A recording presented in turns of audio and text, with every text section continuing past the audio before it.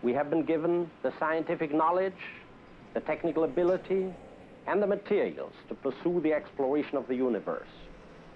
To ignore these great resources would be a corruption of a God-given ability. 10, 9, ignition sequence start. 6, 5, 4, 3, 2, 1, 0. All engine running.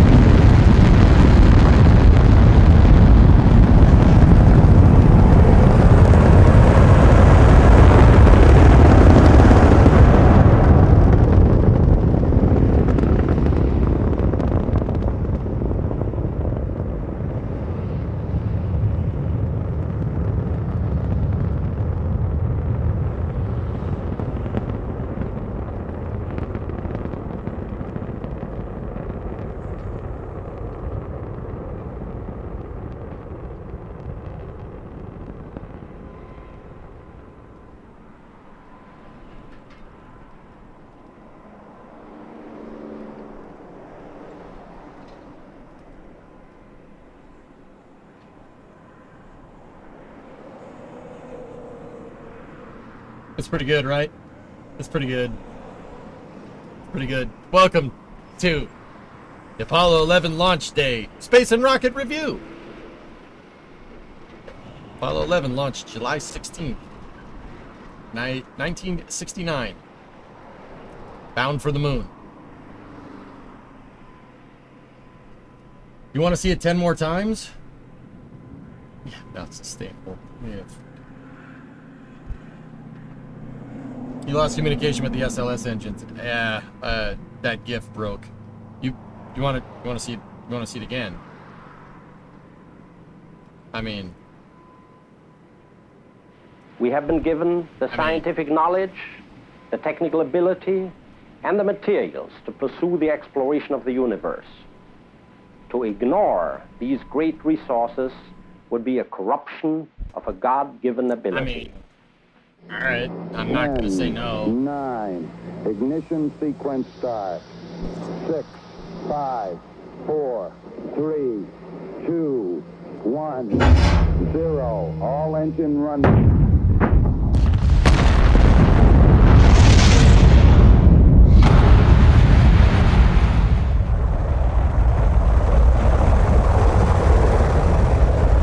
Right.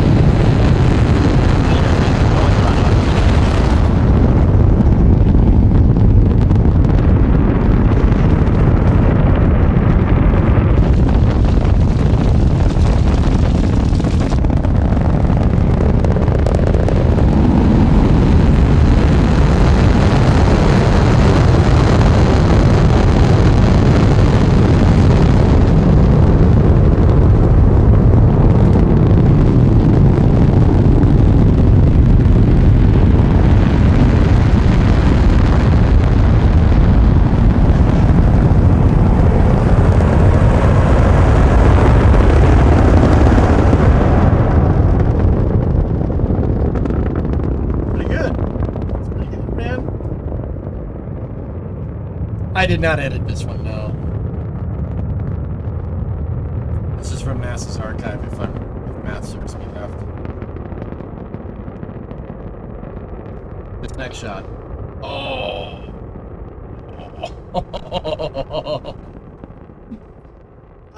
That's pretty good. That's pretty good. Can I?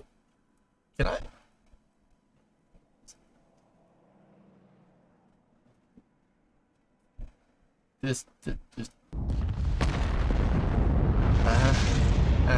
Yep. Okay.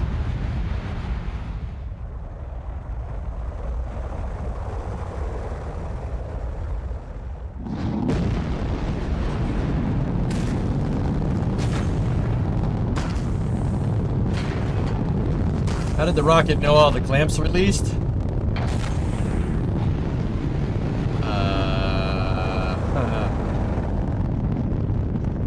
Most of them are using explosive bolts for the umbilicals, Gully, so... yeah. Watching you watch this feels wrong. Yeah. Huh? What? Did the Saturn V have a deluge? It looked like it didn't. Nah.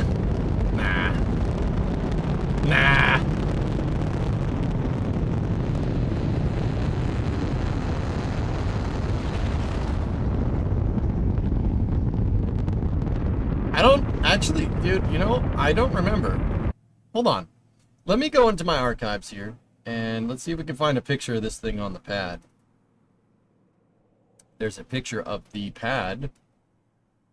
I need that picture with the thing on the thing. Yeah, that's nice.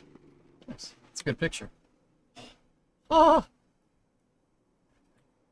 Ah.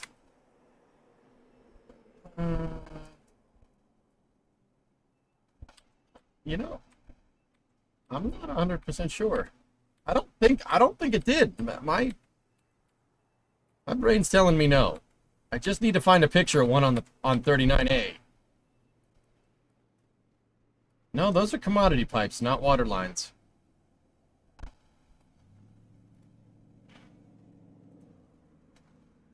Pretty sure they had a pad deluge at least. I need to see a picture of this thing, like a zoomed out picture of this thing on the pad, to really tell you one way or the other. Yeah, no water tower. See? Yeah, no water tower. Nope. Nope. Bone dry into the flame trench, baby.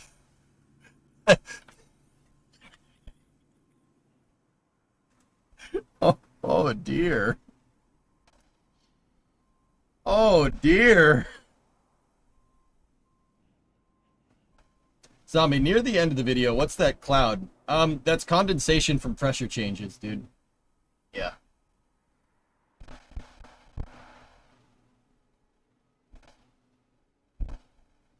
Yes, Paradise. Yeah, sure. What year did they start implementing sound suppression systems? Well, I would say probably sometime in the 70s.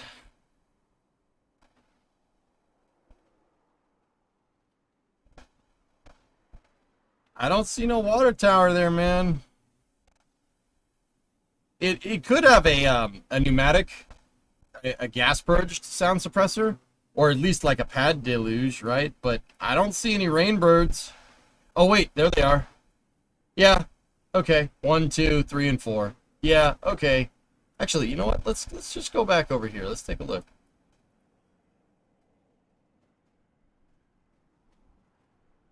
I don't see any rainbirds firing there. Rainbirds are the sprinklers that are on the launch pad. Yeah, I don't see anything firing over there. Nope. Oh.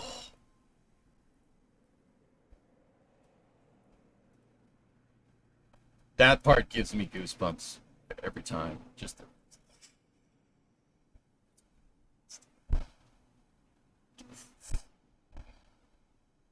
oh, that's so damn cool.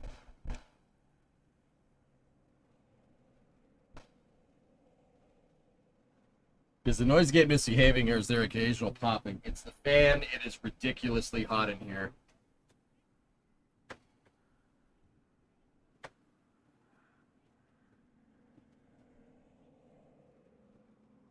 So it looks like they had a pad deluge, but really no sound suppressor. Can you imagine how loud that damn thing actually, like, would have been? Like,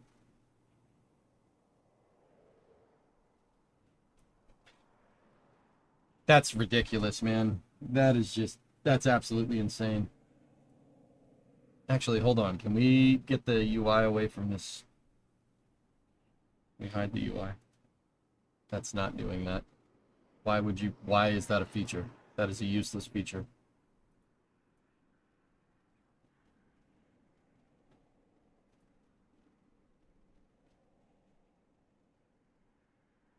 All right, let's look down the bottom of the pad if the UI goes away for that. Come on, go away. Freaking Windows, come on. Go away. Yeah, no, just it seems like they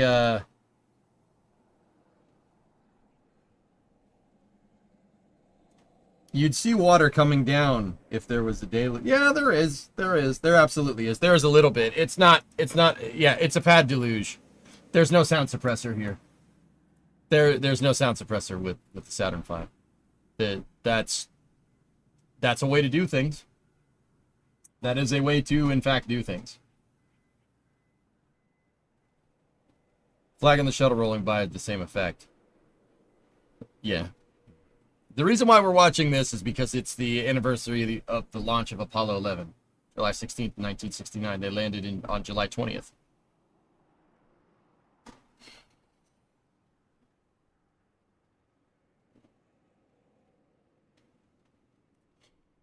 Do we have to watch a shuttle launch now, or, I mean, watch Saturn V?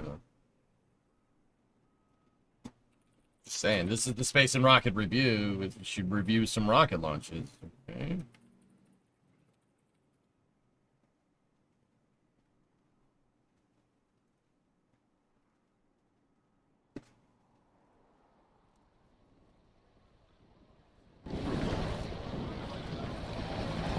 Play loud. 90 seconds. Guy said play loud. All right. All systems are go. We're about 90 seconds from the launch of Space Shuttle Discovery. Go for launch, GNC. Go. You got it. Go. Fido. Go. Bravo. Go. GNC. Go. Max. Go. Eagle. Go. Eco. Go. FAO. Go. Payloads. Go. Scan for the customer. Go. DPS. We're go. Eco. Go. Booster. Go. Surgeon. Go. PRS. Go. Okay. And let's see. We'll wait on GNC. T-minus 60 seconds and counting. Something like that, William. Cleared all of our autoload constraints. Weather We are transferring to orbiter internal power at this time. Discovery is now running off its 3 onboard fuel cells. Coming up on a go for auto sequence start. FCO, I hear you loud and clear. 5 mics. Coming. Have you loud and clear as well? Thanks, sir.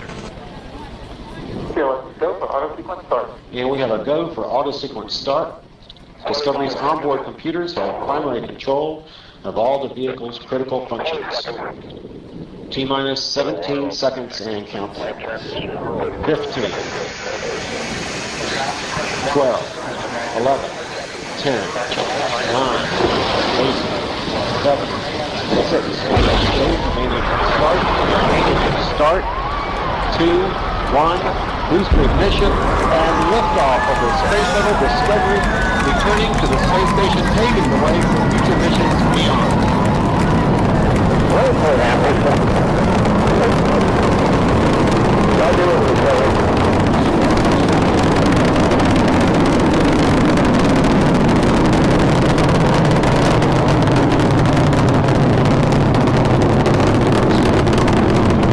Pretty good.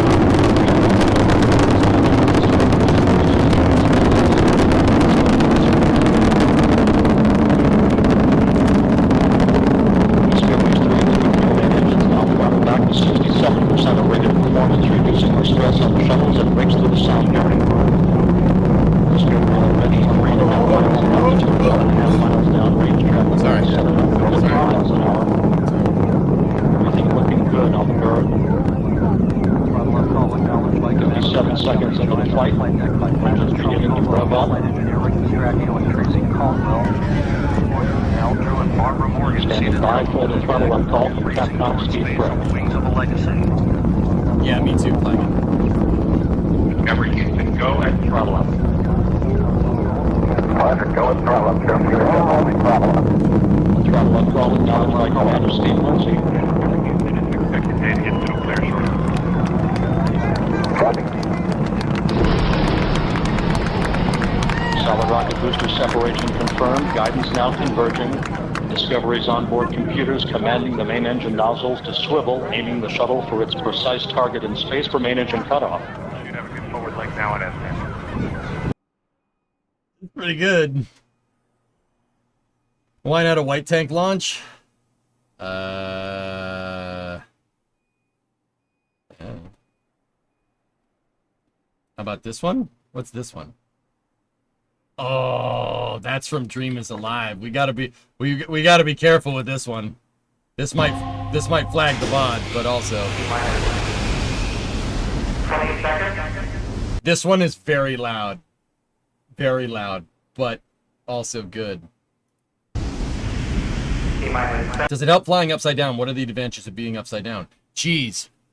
You have a positive G load on the astronauts going into space instead of a negative G load, but honestly, it's negligible. It could fly heads up. Zombie, the big reason why it flies upside down is so the pilot and the commander can see the horizon. albeit upside down, but you can see it. If it was riding wings up, you wouldn't be able to see it. Better situational awareness flying upside down. 17, 16, 15, 13, 12, 11, 10. You're good for main engine start. 8.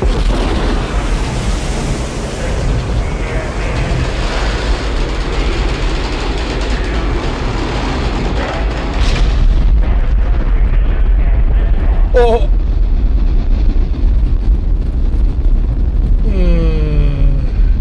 Okay. Okay. Yep. All right. All right.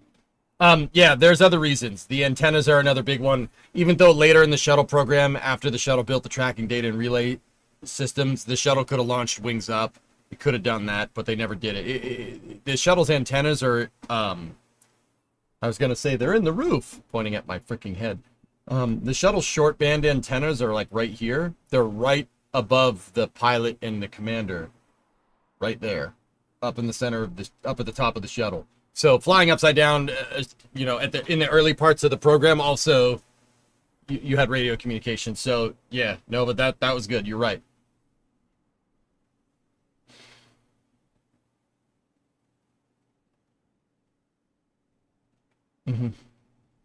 Okay, stupid question. Why are the shuttle engines exhaust super clean, not smoke, but the boosters are super smoky? Hydrolox engines have one byproduct, steam. It's accelerating water vapor out the back. Steam, yeah, hydrogen. You take LH2 and LO and LOX, which is O2, and you combust them. A byproduct is H2O. Yep.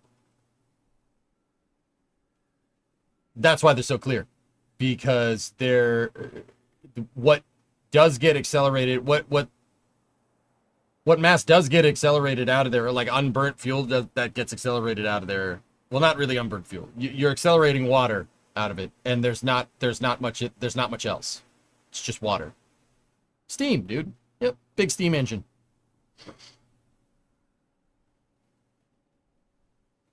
What does Gaben have to do with hydrogen? Nice. I knew. The SRBs are ammonium perchlorate and hydroxyl terminated polybutadiene. No, I don't know what that means either.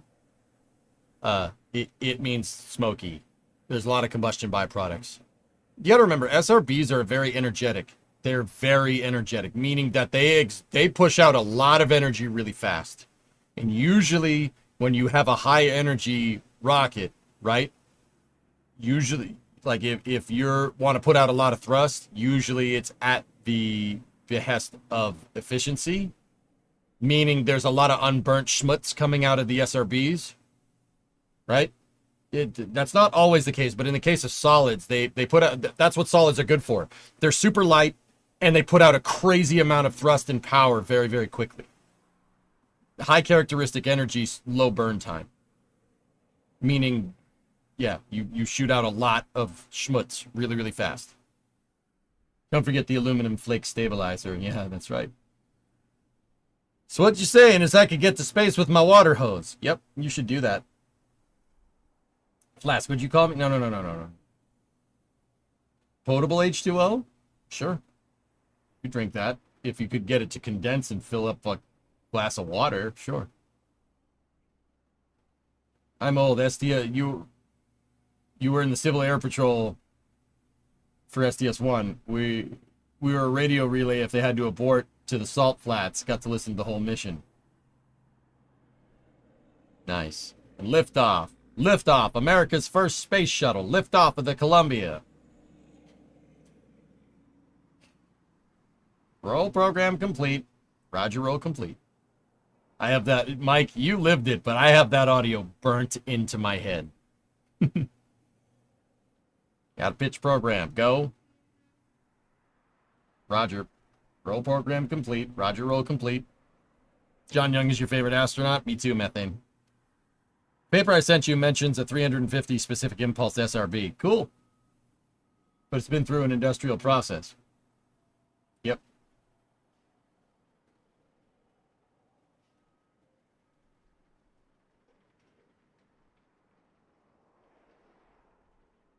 Challenger in the DMZ in Korea. Yikes. Stennis would create rain clouds when they tested RS-25s. Yes, it puts a lot of water vapor into the atmosphere.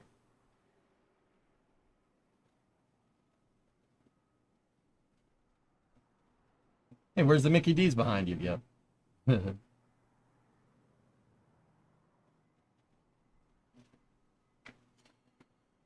Merged, burnt, merged.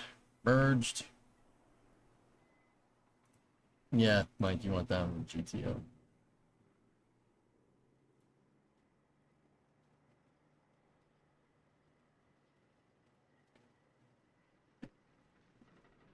Mike, that Bring a Trailer was pretty good, man.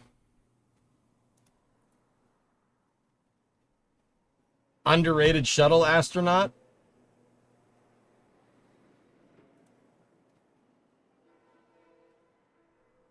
Jerry Ross. I gotta admit, it would have been cool to see a real Ares 1 launch. Yeah, we should have done that, rocket drone. You know what? You know what we're doing? T-minus 10, 9. This is what we're doing. 8, 7, 6, 5. Story Musgrave re-entered standing up. 2, 1. And ignition and liftoff of Ares 1X. Testing concepts for the future of new rocket design.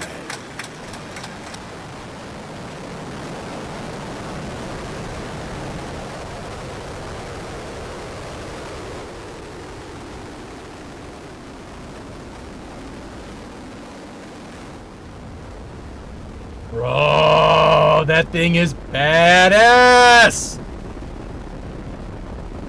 Altitude now 2 miles.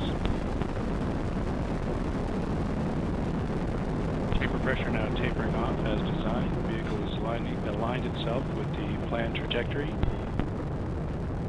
I like it. Ares 1X is an awesome rocket. I don't care what anybody says. Two rocket engines to get you into space. Think about that for a second. Two. You cannot make a simpler launch vehicle. We passed Mach 1. Except if you're a manhole cover. But that's another story. And we're now passing Max Q. We have our Max Q system ID maneuver PTI engaged. Now passing Mach 2. Vehicle now 10 miles altitude, downrange distance 8 miles, and a velocity of... Dude, that would have worked. I don't care what anybody says. This thing would have worked, and it would have worked great. The only problem with... My only real big problem with Ares 1 in Constellation, it wouldn't have launched very much. Ares 1 probably would have launched on the frequency of, like, maybe a Dragon. Maybe a Dragon 2 launch. That's about it. That's not cool. NASA should have used this thing. You know, design a PLF for it, along with the Orion thing, and make a launch vehicle to launch all their science payloads, because this could deliver anything. 1,540 miles per hour. Dude, the Ares 1X could move 25 tons into LEO by itself. 25 metric tons. That is insane for what it is. That's ridiculous. That's really good. It could go to Orion into space. It could get Orion's into space. Can you imagine, Oculus? You open up the door for this thing with science missions? Screw Atlas 551. You don't need that. That could shoot rovers to Mars, no problem. No problem. I bet we can make it work. Yeah, if you put BOLE boosters on it, you'd probably be pushing 25 to 30 tons to LEO. That's ridiculous. That's crazy. Vibrations were an issue. No, you don't think NASA would have been able to figure that out?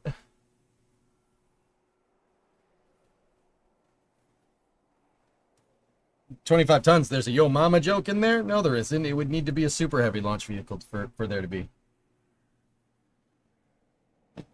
It's a good rocket, man. Like, seriously, look at this. Read these specs. These are the tentative specs. It probably would have gone up. 25,400. That's really good. That's really good. That's more than Falcon. Just saying. And you get your first stage back. Just putting it out there. See, this says projected cost at least $6 billion. That would have been for the whole project.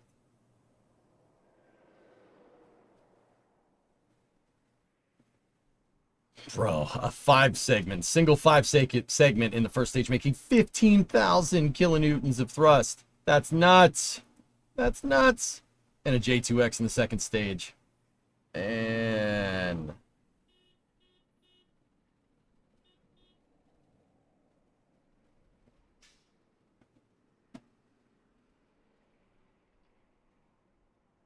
so Ares 1 would have carried a heavy price tag, and that's what everybody was critical of it for, right? Everybody's like, oh, it's going to cost a lot. It's going to cost, why does it cost $6 billion to build something like this? The reason is because it pioneered the technology to make that. See that? So when you did go to make that, your boosters are already figured out. Your boosters in your upper stage engine, your propulsion, already figured out.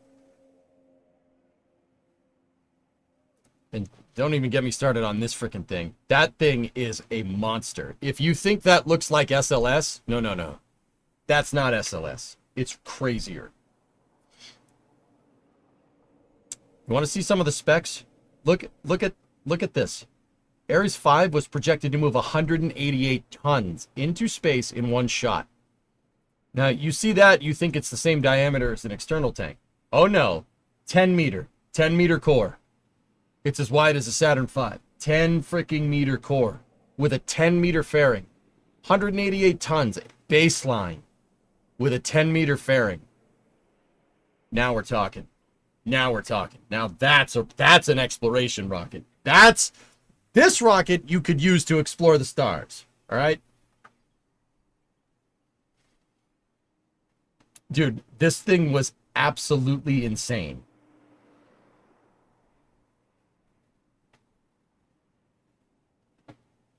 Bro, absolute monster of a vehicle. Ares 5 engines. So its main propulsion system, the MPS, is using 4 RS-68s. RS-68, I think they're using RS-68B. They were going to make a new variant of the RS-68 that would work better in a cluster like that. And that's ultimately what axed this project, because they didn't want to retool an RS-68 to work in a cluster. Why do RS-68s not work in a cluster together? Well, the RS-68s are a disposable motor. They're designed to be thrown away after one shot. And in doing that, they made the nozzle out of a blader. So that's how the nozzle stays cool. The nozzle stays cool because it's made out of heat shield. So the problem is that if you cluster 5 of these things together, the nozzles will burn themselves from the inside out, or from the outside in. Can it be transported on the crawlerway? Yeah, of course. I mean, Ares 5 probably would have ran into the same problems as SLS Block 1B. Yeah, probably would have ran into the same problems.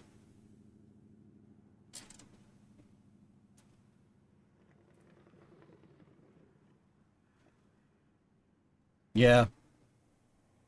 Imagine 2 5-segs. And, 188 out of the box, dude. You take this thing, right? You take this thing and you get BOLE boosters for it, you're pushing 200 tons. 200 tons to Leo. Every launch.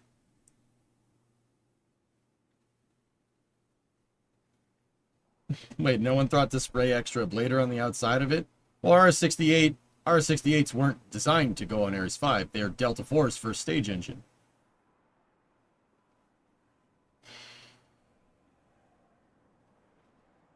Imagine the science we could accomplish with Ares 1. Ares 1 is a good design. I don't care what anybody says, dude. It's a good design. I really think so. There is some vibration problems that you would have had to figure out, but vibration, whatever. NASA would have figured it out. I'm really not concerned. They would have gotten it. Nice, Mike. There you go. RS Rocketdyne system, I think, is what it stands for. I think. I don't remember.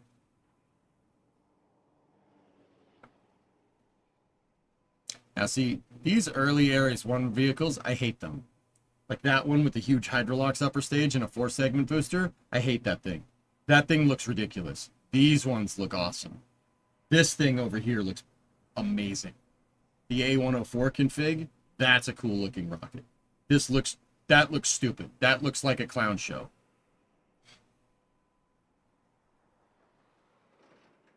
It needs to be pointier. It's not pointy enough. How are we supposed to instill fear into our enemies? What was the Ares 1 second stage? J2X. So, Constellation... What Constellation was going to do is take the J2 engine from the Saturn V and basically make a modern version of it. Yep. Make a modern version of it that was low cost and easy to make. And they were going to use that. They were going to revive the J2. Why revive the J2? Because the J2 at the time, this was 20 years ago, was proven tech. It works. It works fine. J2 is a very simple Hydrolox engine. It's very simple. It's just 2 open gas generators. So they were going to make J2X and give it this sweet nozzle extension and make it a, like, look at the specs here, dude. 1300 kilonewtons vacuum at 448 second specific impulse. That's insanely good. 55 TWR. That's really, really good. It's really good. What would you replace? Yeah, they can the J2X. That's right. What would I replace the J2X with? 2 BE3s would do just fine. Yeah. New Glenn's upper stage. Dude.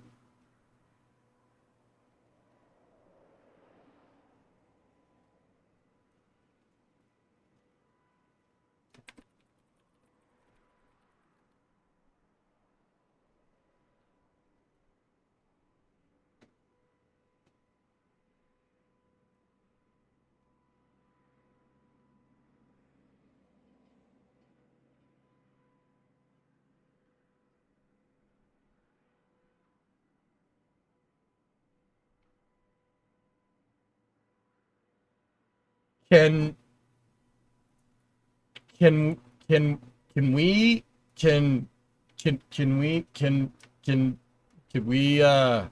like take a New Glenn second stage and just put it on a 5-segment booster or something? Like, can we do that?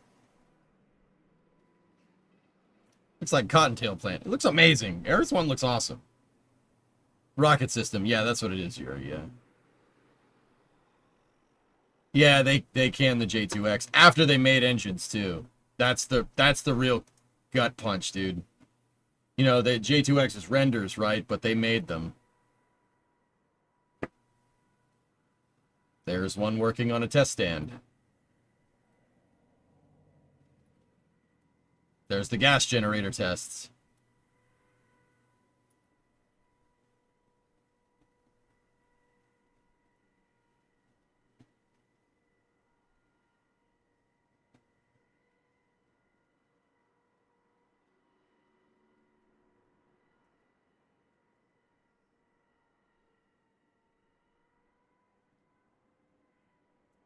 What was the dumb reason why Ares 1 was canceled? Too expensive.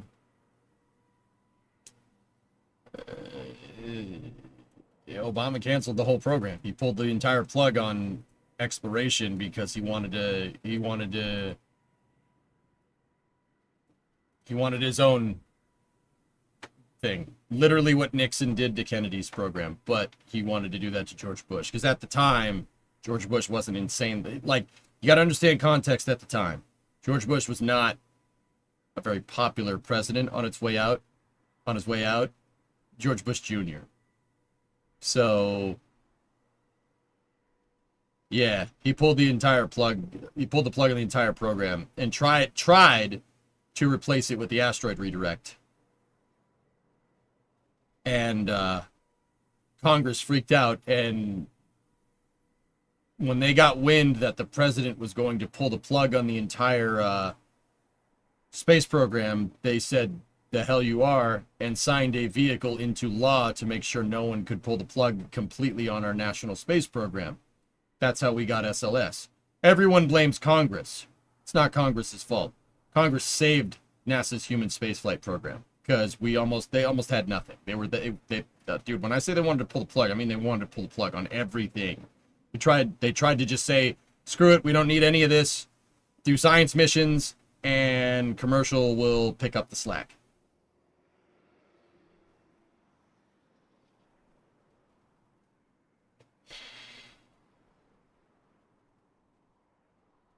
Yeah.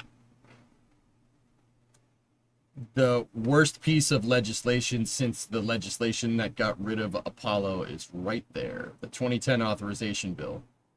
That is probably, in terms of NASA, that is the worst bill ever for NASA. Yeah, that's the worst one. Yeah, it's the worst. Save for maybe the one that got rid of Apollo.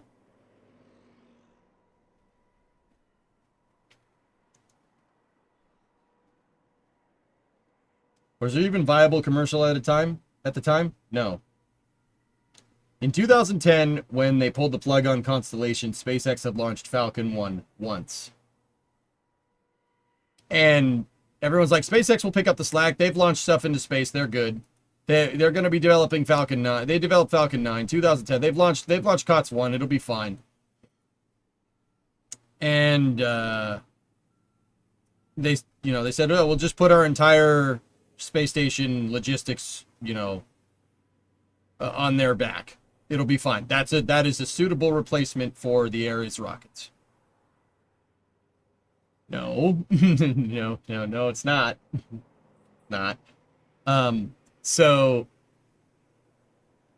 some astronauts got word of this, and they said wow, wait, you're getting rid of our in-house space, the National Space Program, and you're giving it to some company that has launched twice with 2 different rockets?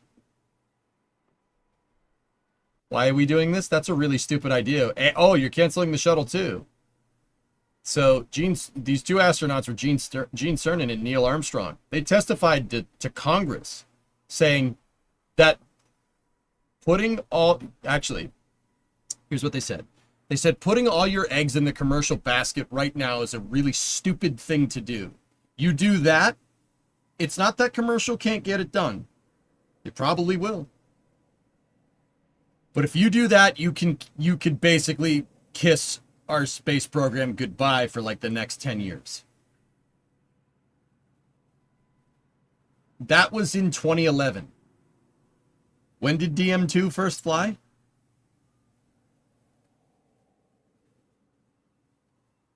2020. It's almost like the guys that first and last got to walk on the moon knew what they were talking about. That's really weird.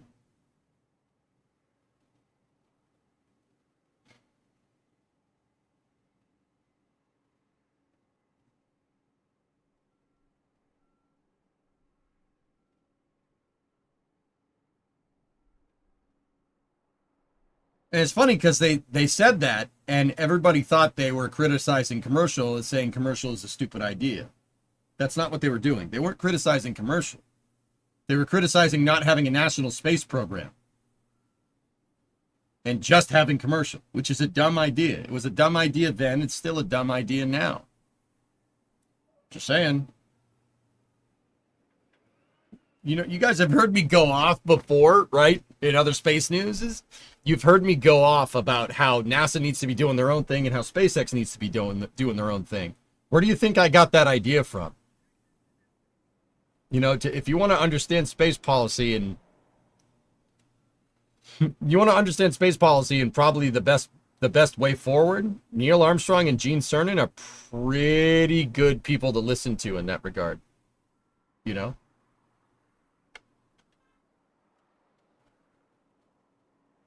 So, yeah. I still think Ares 1 is a good idea. The space shuttle was amazing. It is the anniversary of the Apollo 11 launch. It's pretty awesome. Here's the rest of the space news. So last night, SpaceX launched Project Kuiper, the KF-01 mission. It went off without a hitch. Everything's good. Falcon 9 delivered Amazon's Project Kuiper satellites into orbit. View from space minutes after all satellites from our KF-01 mission were released by the dispenser system. For Kuiper missions on Falcon 9, satellites are released every 20 seconds over an 8-minute period, and all 24 satellites are power positive and nominally in orbit.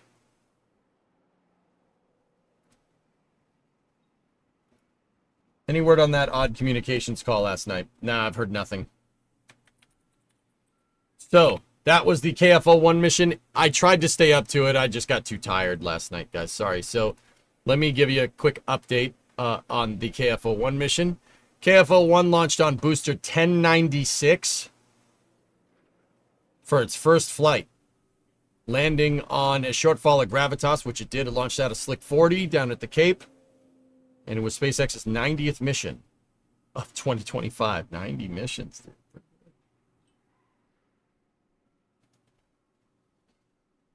Any idea what the flash was on the launch of Falcon 9? The flash.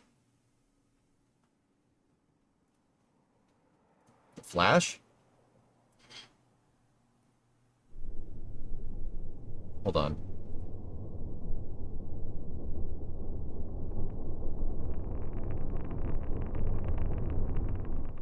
I haven't seen this footage yet.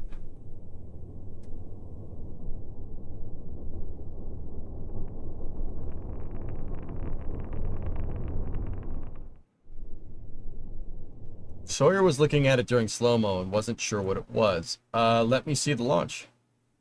There's the first landing of booster 1096. Yeah, baby. Brand new booster. 5. Dude, look at that. It looks so wrong. It's so clean. That looks so strange. All right, here, let's see. Here's the launch. 4, 3, 2, 1. Ignitions. Engines full power. And liftoff. Go Falcon, go Kuiper. 1 minute 30. Vehicle is pitching downrange. Was it 1 minute 35 seconds in or 1.35 seconds in, Kayak? Clean Falcon 9 looks very strange, yeah. It was after Max Q. All right, well, we're going to need to pull this up then.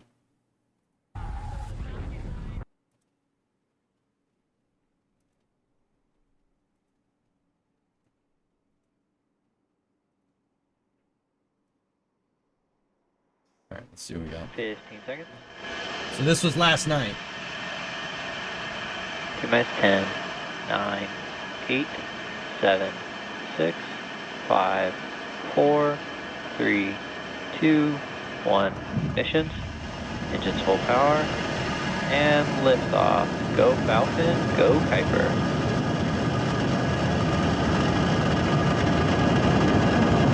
Vehicle is pitching downrange.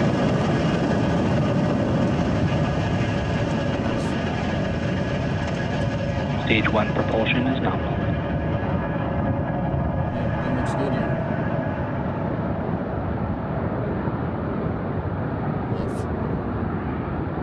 At T plus 30 seconds and counting, Falcon 9 has successfully lifted off from Space Launch Complex 40 at Cape Canaveral Space Force Station. In just a few seconds, we'll throttle the engines down in preparation for Max Q, the period of maximum aerodynamic pressure. Power telemetry nominal. To help go from vertical to horizontal, the first stage performed a pitch kick just after liftoff, about 10 seconds into flight, which is a maneuver known as a gravity turn. The engines gimbal a small amount, and that slowly turns the first stage from going straight up. Falcon 9 is supersonic. Going horizontal with the help of gravity. And eventually, we'll be roughly horizontal to Earth as we achieve orbit. Discovery, go at throttle up. Max Q. Maximum dynamic And there's the pressure. call out for Max Q. Continuing on the timeline, everything's looking good. The rocket typically needs to go 17,500 miles per hour horizontally in order to avoid being pulled back down to Earth and get into orbit. You can track our progress to orbit by watching the left corner of your display. That's going to show us the first stage velocity and altitude. Now we have several events coming up in quick succession, and we should... I don't see anything weird. It seems like the exposure on the camera is changing, guys. 1,500 miles per hour horizontally in order to avoid being pulled back down to Earth and get into orbit. You can track our progress... Maybe. Orbit. That looks like the camera at face value. Max Q. Flames going up the side of the And booster there's the is call out normal. for Max That Q. happens. Continuing on the timeline, everything's looking good. The rocket typically needs to go 17,500 miles per hour horizontally in order to avoid being pulled back down to Earth and get into orbit. You can track That's the our progress to camera. orbit by watching the left That's corner the of your camera, display. dude. That's going to show us the first stage velocity and altitude. Now we have several events coming up in quick succession, and we You want to find the NSF footage. Okay.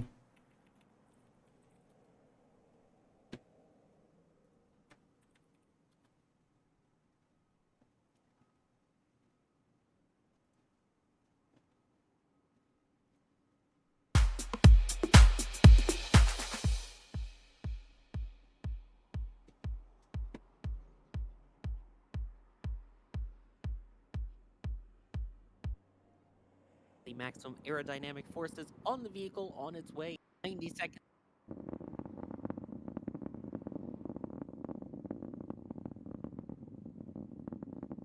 As quite the crackle tonight. 90 seconds into flight. Huh. Falcon 9 already.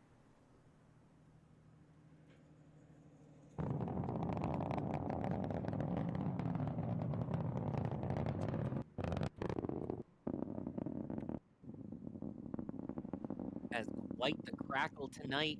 90 seconds in.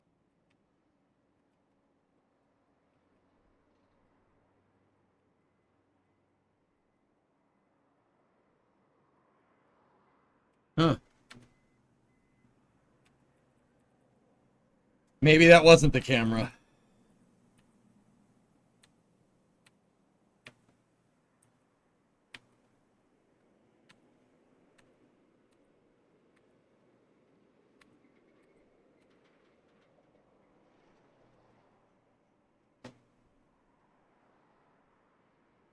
Bird? Nah, it's way too high for bird to be. It's way too high for any bird.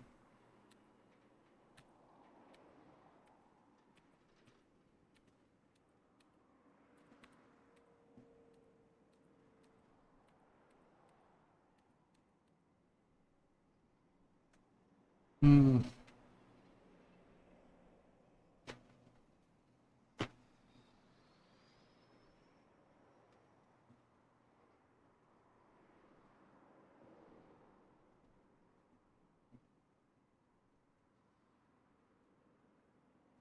Engines. So all three of those engines ignite. There we go. Also, decapturing the entry burn, too. DY's coming in hot tonight with the views. And we'll cut back to the SpaceX view here to see it cut back down to a single engine. And then engine cutoff. There we go. Now the plasma there through those grid fins as it works its way towards the drone ship. Yep, And, again, and as the we go- first stage. Oh, sorry. Go ahead. The first stage, one thing I'd love to talk about here just for a second, the first stage will actually try and glide back. It's going to use its body and angle itself to actually glide slightly back to the drone ship there, so. Yep, we don't have visuals of the actual second stage itself. Again, that's at the request of Amazon. But we will have views, hopefully, of that first stage landing on the drone ship. A shortfall of gravitas. It is now 13 kilometers in altitude. Still 2,000. And stage 1 is now below the speed of sound going transonic. 7 kilometers in altitude. Hopefully we will get video from SpaceX shortly of the landing. Right now you can see the live telemetry though. I need to Now see the. I under want to see that booster's 1,000 engines. kilometers an hour. Out of curiosity. So we should see there on the graphic, you can see the engine igniting. So it looks like we have landing burn. Now we have the visual of it. Could it be a rocket burp? You're unlikely to get a burp like that after it's been running for a while. I mean, unless part of the nozzle's missing. Let's take a look at what nozzles we can see here on the rocket engine, or on the rocket when it lands. I mean, I'm sure we'll see some.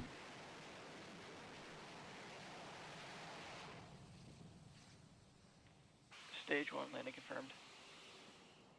There we go. A new booster entering the fleet, earning its Dash 2. Welcome to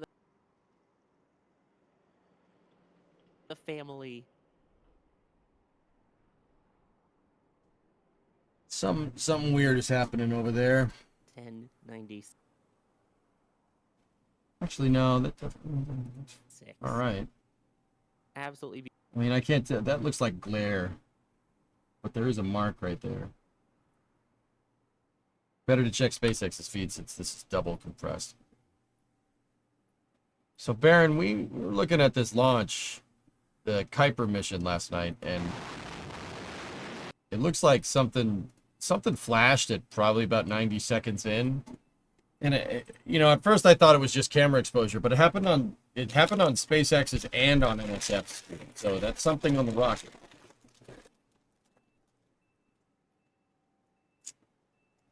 How long until it comes back to the Space Coast? 2 or 3 days.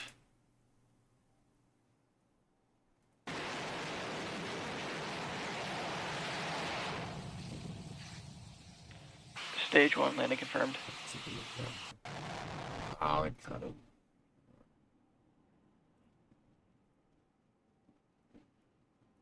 The burn is set to last about 25 minutes and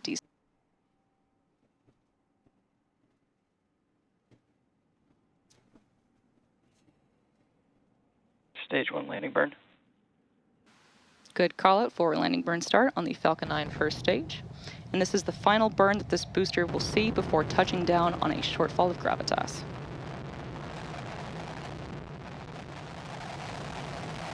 Stage 1 landing leg deploy. Yeah, Rarest, it's fine. It's clearly not, it's clearly not a problem. I'm just looking. Stage 1 landing confirmed. There's the call out for a... So, fellas, just something to note here. When this booster comes down, there's fire down at the bottom, and that's pretty normal, but the fire is coming from above the engines, which means it's something with a gas generator. Like it's coming from the, look up here. Not at the bottom of the rocket engines, look up here. See? Stage 1 landing confirmed. Something is on fire up in there. And that's, don't get me wrong, that's where the gas generator exhaust is. That gas generator exhaust is super flammable. So it could just be that. There's the call out. But something is that those sparks that come out right there is just residual propellant getting puked out of the lines. That happens. I don't see, I mean, I'm not sure. I haven't seen the turbine exhaust, the gas generator exhaust. I haven't seen that light on fire. But then again, we really haven't had cameras that are this good. For a successful landing of our Falcon 9 rocket. This was the first launch. So that's a purge down. There's a purge down right there. And landing for this first stage. This is all normal. Something is still on fire though under there. Nominal orbit insertion. So what they do is they purge out the engines with helium, with the remaining helium, the helium ullage. They purge out the engines and that snuffs the fire out. But one of those engines is kind of cooked. What this could be is some of the heat blanket elements, right? Could have came off. This is a brand new booster. Maybe something wasn't attached good. But it's clearly okay. But see, like, one of these engines seems to be a lot more scorched than the other, so I don't know. Yeah, Tessa, I'm not sure that's going to get us any detail. I mean, you can only see 5 of the 9 engines here. So you can see the one in the center and then 4, right? I can't tell if that's glare from the light or if something is really weird, because you'd think that if that has glare and that has glare, that this one would as well. It'd be glaring over here somewhere, but it's not. It's all sooty. So something went weird. Well, not weird, like it's not a big deal. Maybe some of the not thrust structure, that's not the right way to say that. So Falcon 9 has like heat blankets down at the bottom. The heat blankets are there to basically make sure that nothing fiery gets into the engine compartments. But you got to remember, the motors still have to move, so here. I'm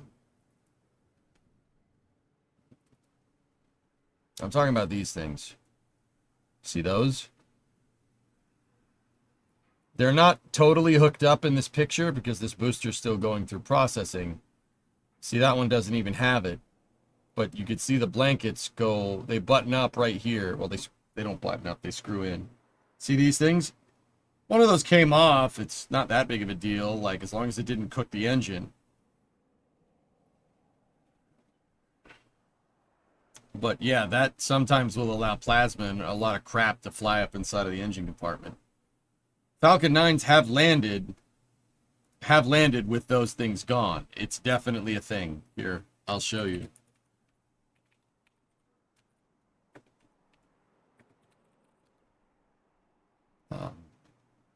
So here. This is the JCSat 14 landing almost 10 years ago. It was one of the first Falcon 9s to come back from a high energy insertion. You guys tell me. It looks like there's some parts missing down here. See the hood right there? And see how the engine, the Merlin engine, is showing its components are kind of hanging out the side? This has happened. It's because the heat blankets down here burned up and plasma and pressure went in here and blew the panel out.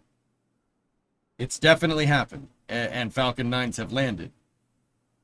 I mean, I'm pretty sure SpaceX is still asking how JCSat 14 landed when the bottom of it got like ripped apart, but so, and the interesting thing is that SpaceX has lost boosters because of this in the past. JCSat 16 was the same way, if I'm remembering correctly.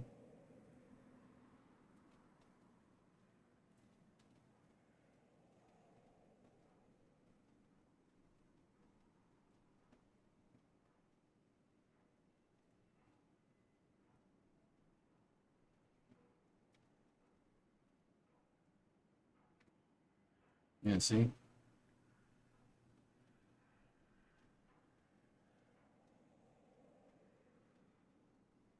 Could be residual T-tab getting purged out or bits of copper, printed things like Merlin's injector like to shed. And that was a new booster, so yeah, it's entirely possible that, yeah, just teething problems with the new booster. I mean, clearly it wasn't that big of a deal. But how funny would it have been if it blew up? That would have sucked. For Project Kuiper, that would have been... I didn't see it. I'm still waiting for EJ to replay it.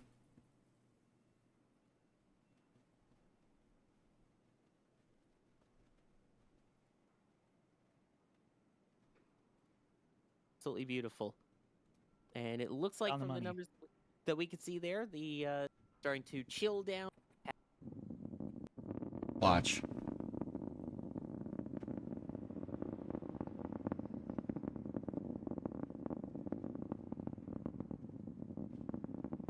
As quite the crackle tonight, 90 seconds into See flight. it?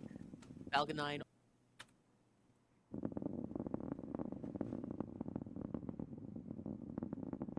As quite the crackle tonight, 90 seconds.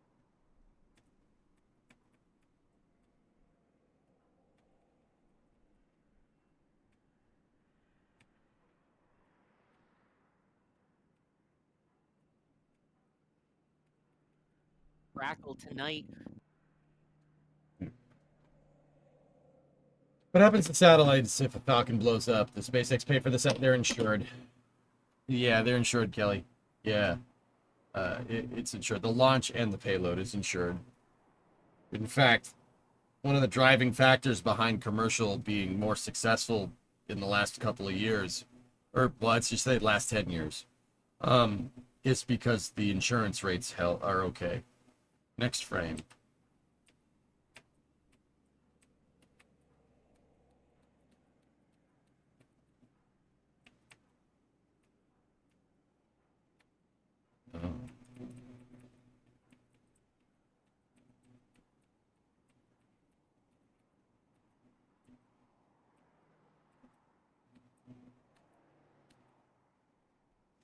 Guys,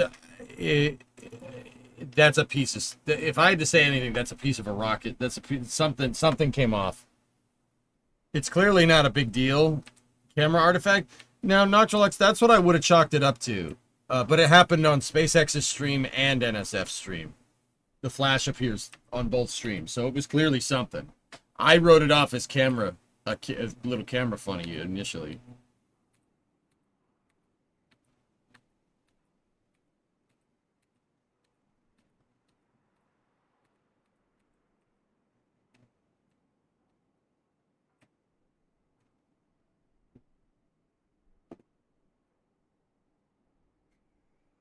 It looked like it flashed at about the same time, minute 27 into flight.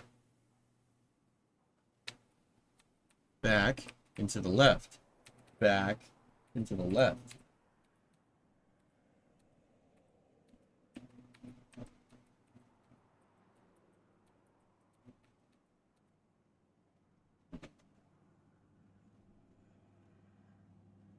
Yeah, it looks like something came off, dude. It happens. It's a new booster. I'm not surprised that there was teething problems. Like, if it is that. I don't know. It's very strange.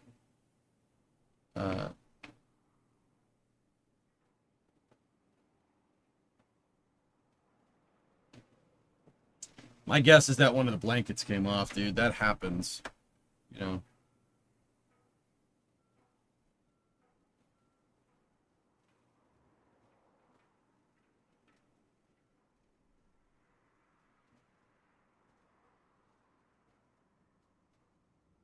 Give me 1 second.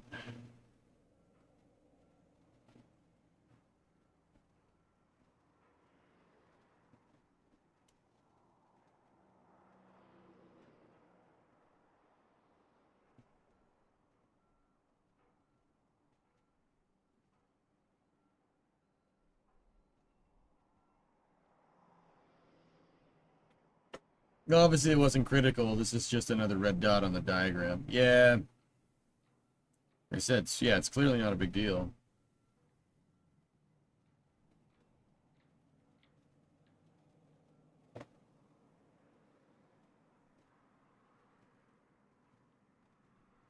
X-Wing, nice. Okay, let's see. What other things do we got? So, Project Kuiper launch last night is pretty good. What's the next mission we have on the docket?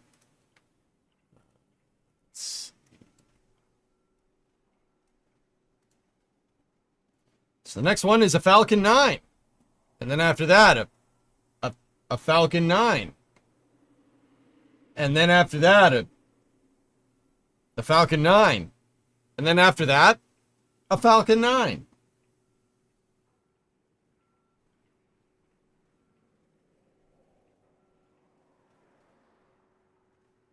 They really are amazing rugs. Falcon 9's a beast, man. Nice. And then after that, Soyuz. And then then Vega C. And then another Falcon 9.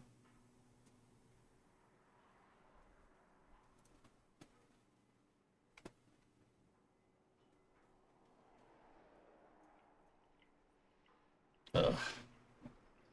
Now Long March 5. Someone buy Eris a camera. I heard that they were going to stream it, BD, but I don't. They also pushed to the 26th. Is Roscosmos new? Wow, that's crazy. No, Roscosmos is not new. Zombie. Roscosmos is the Russian space program. That's Roscosmos to Russia is what NASA is to the United States. Or at least it's a functional analog of that. Like, it's not one-to-one. Roscosmos has been around for a long time. You don't see them launch very much because I don't really cover that much anymore. I don't cover Russian launches. I used to.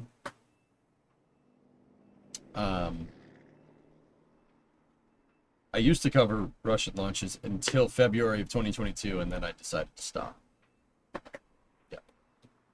We used to have a whole segment on the Russian space program during Space News. Yeah. Yeah. I will cover crewed launches that have NASA astronauts flying out of Baikonur, but yeah. Yeah, they're not new. Yeah, Roscosmos has been around for a long time.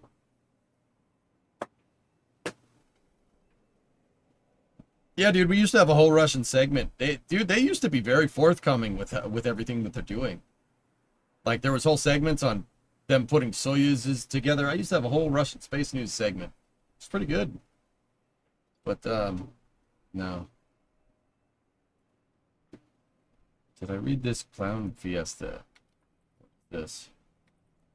Oh boy, an Ars article. Oh, it's not by Eric though. It's by Stephen Clark. Let's see what he's up to. Actually, Stephen Clark's a pretty damn good journalist, dude.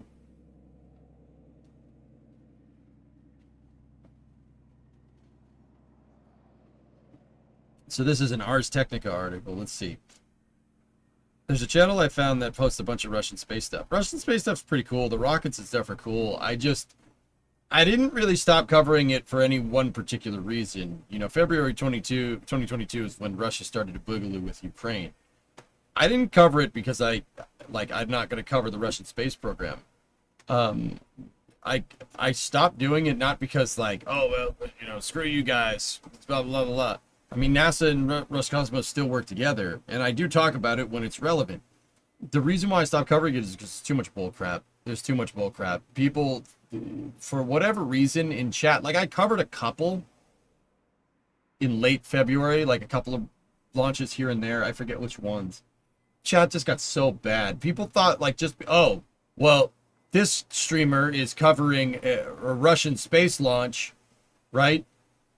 So that gives me carte blanche to weigh in on my thoughts about the war that Russia is fighting. It's like,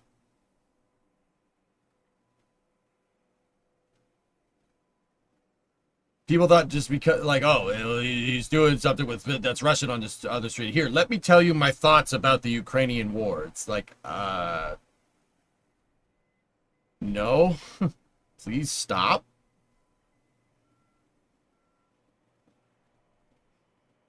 Peter Russell Clark is better. I don't know who that is.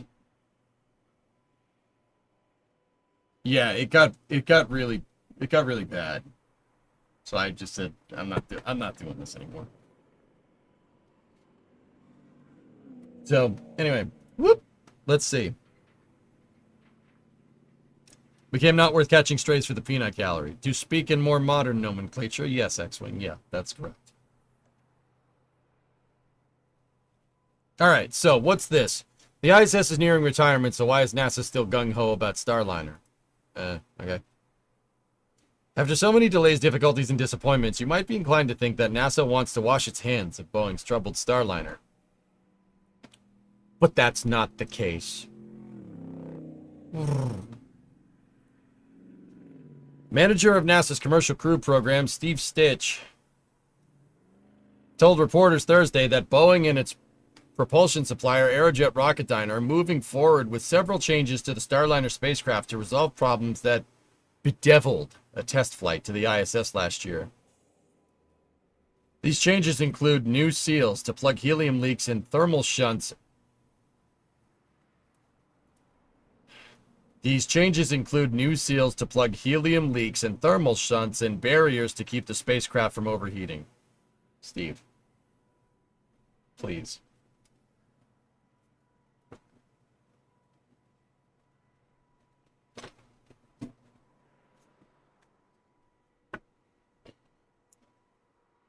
That's a run-on sentence, but all right.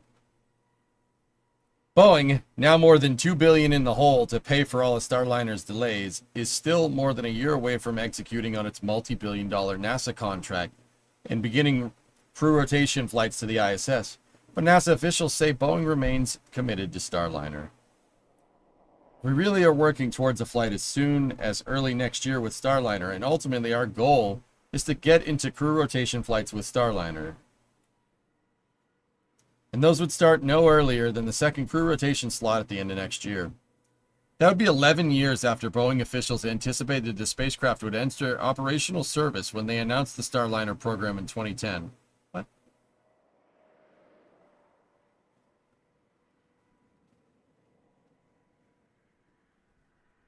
Okay. All right. I got something to say real quick.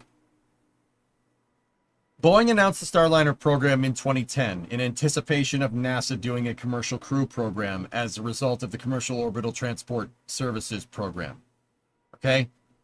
They started throwing the idea of Starliner around in 2010. Starliner got awarded its contract for these 6 flights and a couple of test flights in 2014. Okay? The contract was awarded in 2014. I remember. I covered the contract release. I covered that ceremony of them awarding the contracts on stream, and everyone was pissed because it wasn't Dream Chaser. Okay?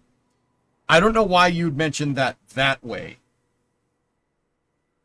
Why would you say that like that?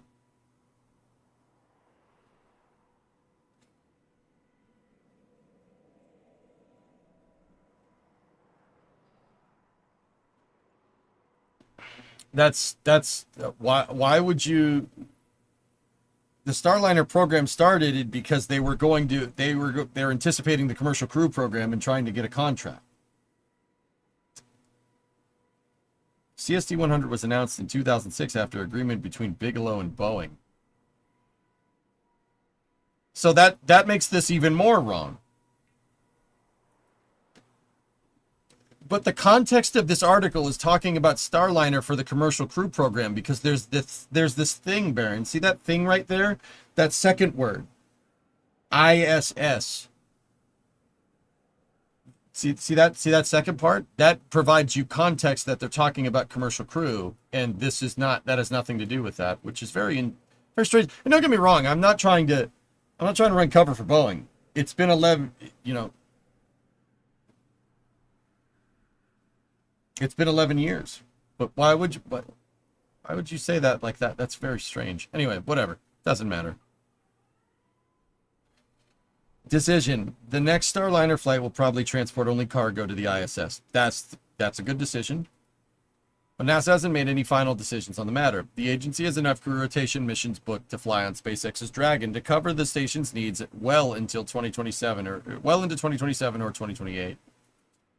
I think there are a lot of advantages, I would say, to fly the cargo flight first. If we really look at the history of Starliner and Dragon, I think Dragon benefited from having earlier cargo flights before the crew contract was let for the space station. That's correct. One drawback of flying Starliner cargo mission is that it will use up one of United Launch Alliance remaining Atlas V rockets currently earmarked for future Starliner crew launches. That means Boeing would have to turn to another rocket to accomplish its full contract with NASA, which covers up to 6 crew missions. That's right. But Boeing says Starliner can launch on several different rockets. The difficulty of adapting the spacecraft to a new launch vehicle, such as Vulcan, shouldn't be overlooked.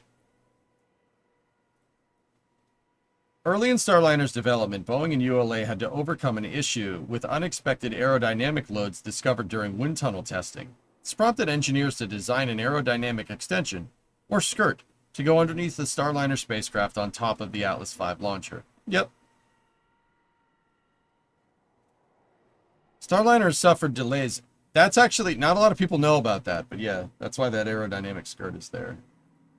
That's not the strainer, that's the skirt. The strainer is there for the same reasons element, but that's not specifically what he's referencing. But yes, the colander fairing thing that Starliner has, you could see it up here. See the cheese grater right there? That and the aerodynamic skirt below it were added.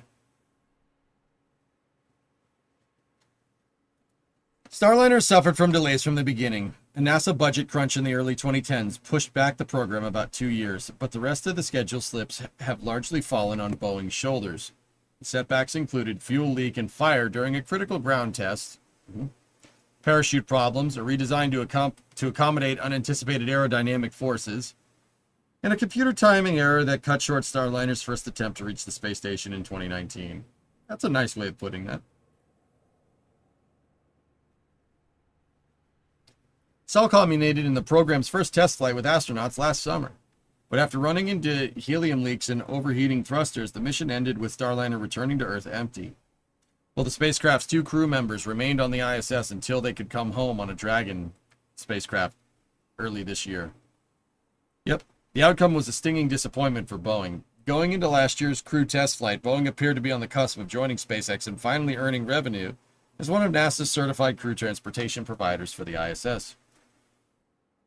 For several months, Boeing officials were strikingly silent on Starliner's future. The company decided to decline to release any statements on their long-term commitments to the program. And a Boeing program manager unexpectedly withdrew from a NASA press conference at the end of the Starliner test flight last September. Yeah, Mark Nappy. He retired after that.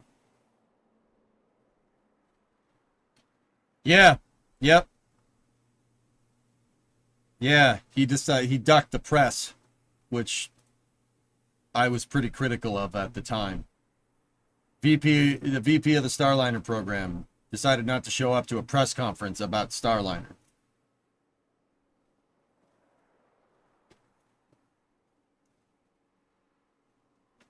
Retired. Yep. That's Kelly Ortberg. That's Boeing's new CEO. I actually don't mind Kelly Ortberg. He's pretty good. He's an engineer, for what it's worth. Yeah, you heard that right. Boeing's latest CEO is actually an engineer and not an MBA or something. So that might count for something. We'll see. But that has changed in the last few months. Kelly Ortberg, who took over as Boeing's CEO last year, told CNBC in April that the company planned more missions on Starliner and said work to overcome the thruster issues the spacecraft encountered last year is pretty straightforward. We know what the problems were, and we're making the corrective actions. So we hope to do a few more flights here in the coming years.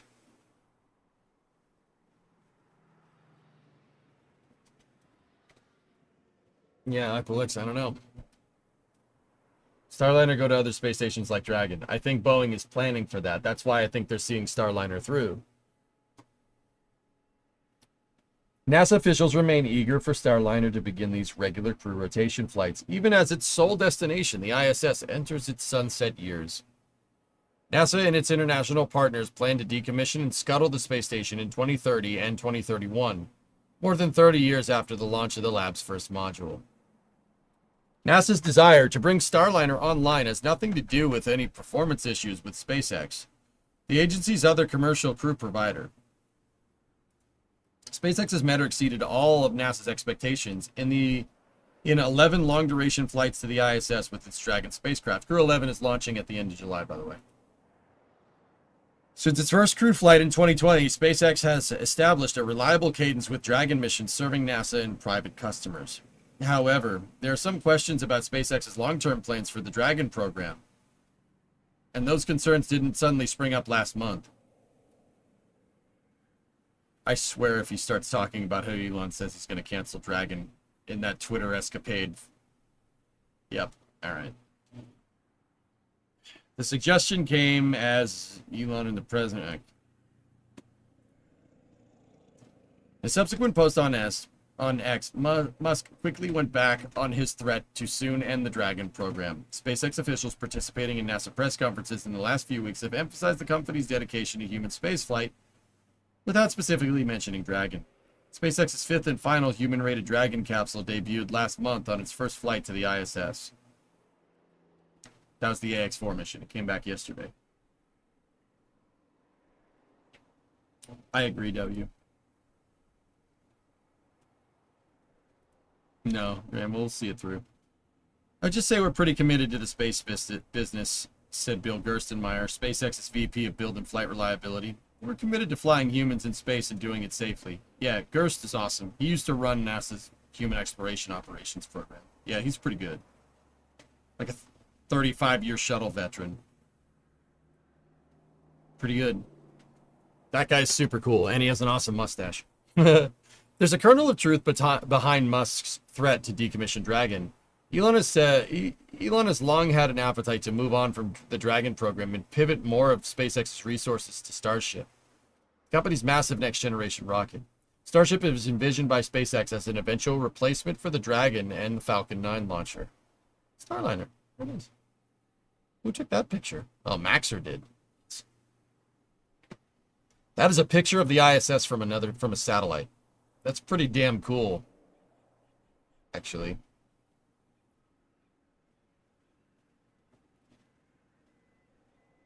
Thank you, Admina.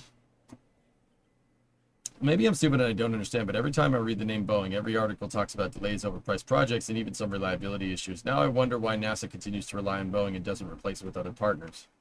Who? Widojo. Who? It's about the same, zombie. Who? Who are you going to replace it with? So think about this for a second. Okay, NASA doesn't want to use Starliner to get to the ISS anymore. Who else has a spacecraft that's like 95% finished? By the time you get another contract on the books, by the time they even come up with a flight prototype, the ISS is going to be gone. There's no point. Tago's like, I got it. Sierra Space? What are you going to do with that? They've been preparing to launch Dream Chaser for like the last 8 months.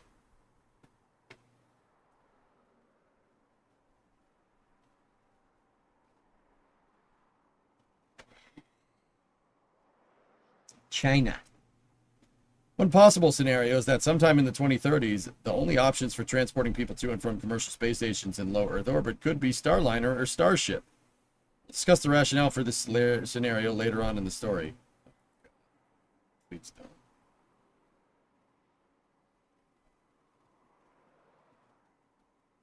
While the cost of a seat on SpaceX's Dragon is well known, there's low confidence in the price of a ticket to low Earth orbit on Starliner or Starship.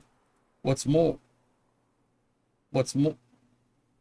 some of the commercial outposts may be incompatible with Starship because of its enormous mass, which could overcome the ability of a relatively modest space station to control its orientation.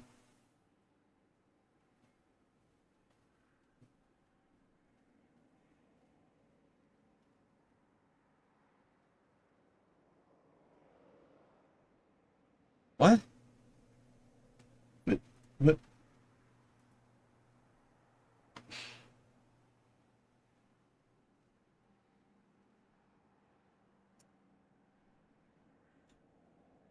Why would we put a space station up there in the future, right? Knowing that Starship exists and knowing that it could possibly dock to the space station and still have that be an issue. Why is that a thing? Some of the commercial outposts may be incompatible with Starship because of its enormous mass. You'd think that, you know, on these future commercial outposts that haven't launched, they would take into account, oh, I don't know, the spacecraft that's docking to them.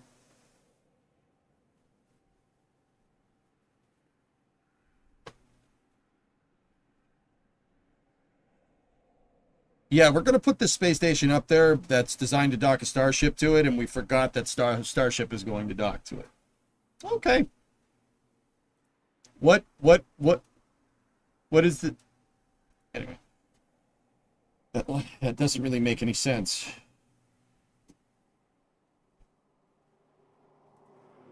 NASA identified this as an issue with its Gateway mini space station in development to fly in orbit around the moon. Yeah, that's because Gateway was built before Starship existed, or was planned before Starship existed.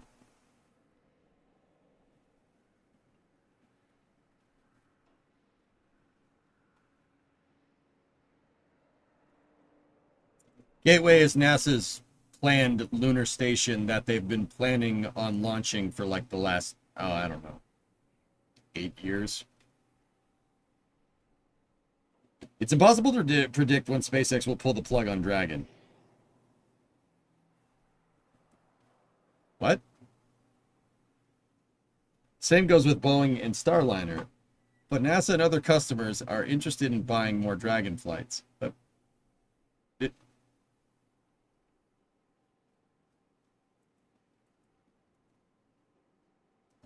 I'll just ignore that one. If SpaceX can prove Starship is safe enough to launch and land with people on board, Dragon's days will be numbered. But Starship is likely at least several years away from being human-rated for flights to and from low Earth orbit. NASA's contract with SpaceX to develop a version of Starship to land astronauts on the moon won't require the ship to be certified for launches and landings on Earth. In some way, that's a more onerous challenge than the moon mission because of the perils of re-entering Earth's atmosphere. which Starship won't need to endure for a lunar landing, and the ship's lack of a launch abort system.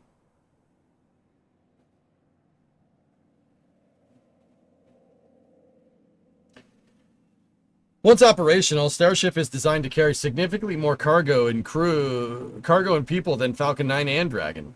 But it's anyone's guess when it might be ready for crew missions. Until then, SpaceX wants to have an operational human spaceflight program. It's Dragon or bust. So if SpaceX is going to... If SpaceX wants to keep having an operational human spaceflight program, right, and the VP of flight reliability says they want to stay in the human spaceflight business for a long time, why would they retire Dragon if Starship wasn't ready?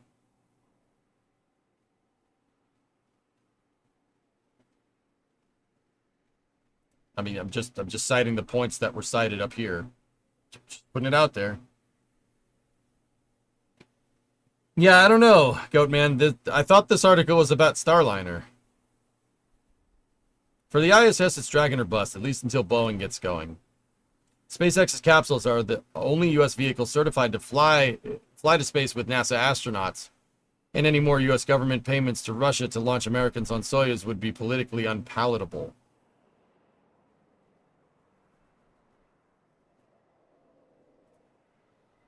Okay. Yeah, that's fair.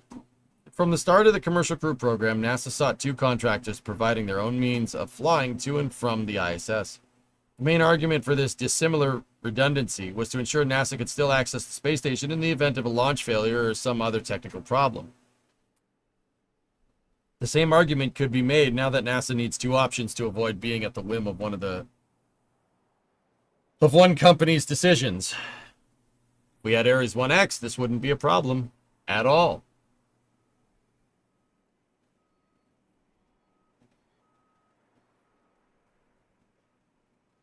All this unfolding as the...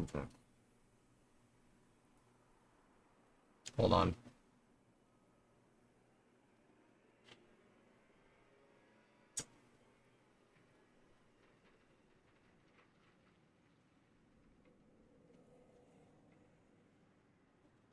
At the end of this month, SpaceX is scheduled to launch the Crew 11 mission, 12th Dragon crew mission for NASA, and the 11th fully operational crew flight to ride to the ISS.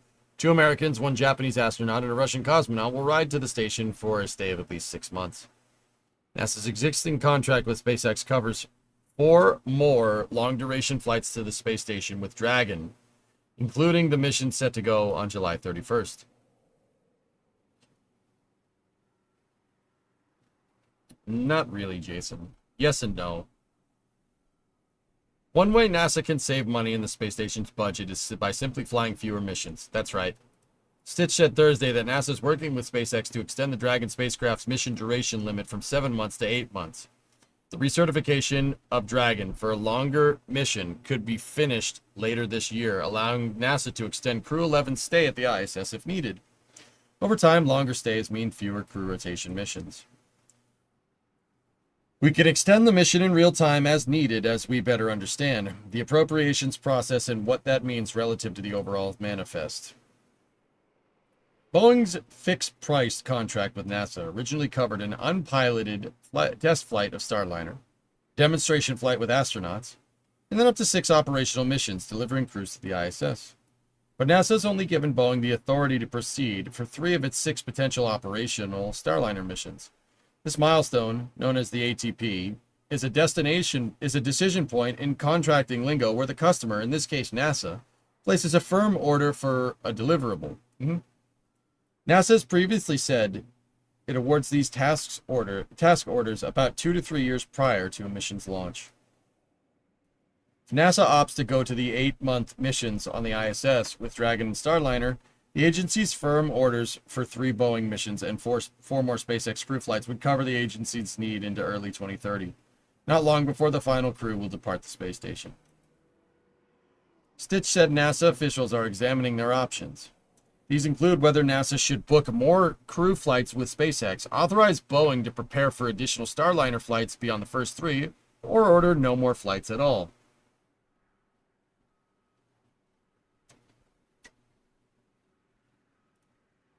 as we better understand the budget and better understand what's in front of us, we're working through that. It's really too early to speculate how many flights will fly with each provider, SpaceX and Boeing.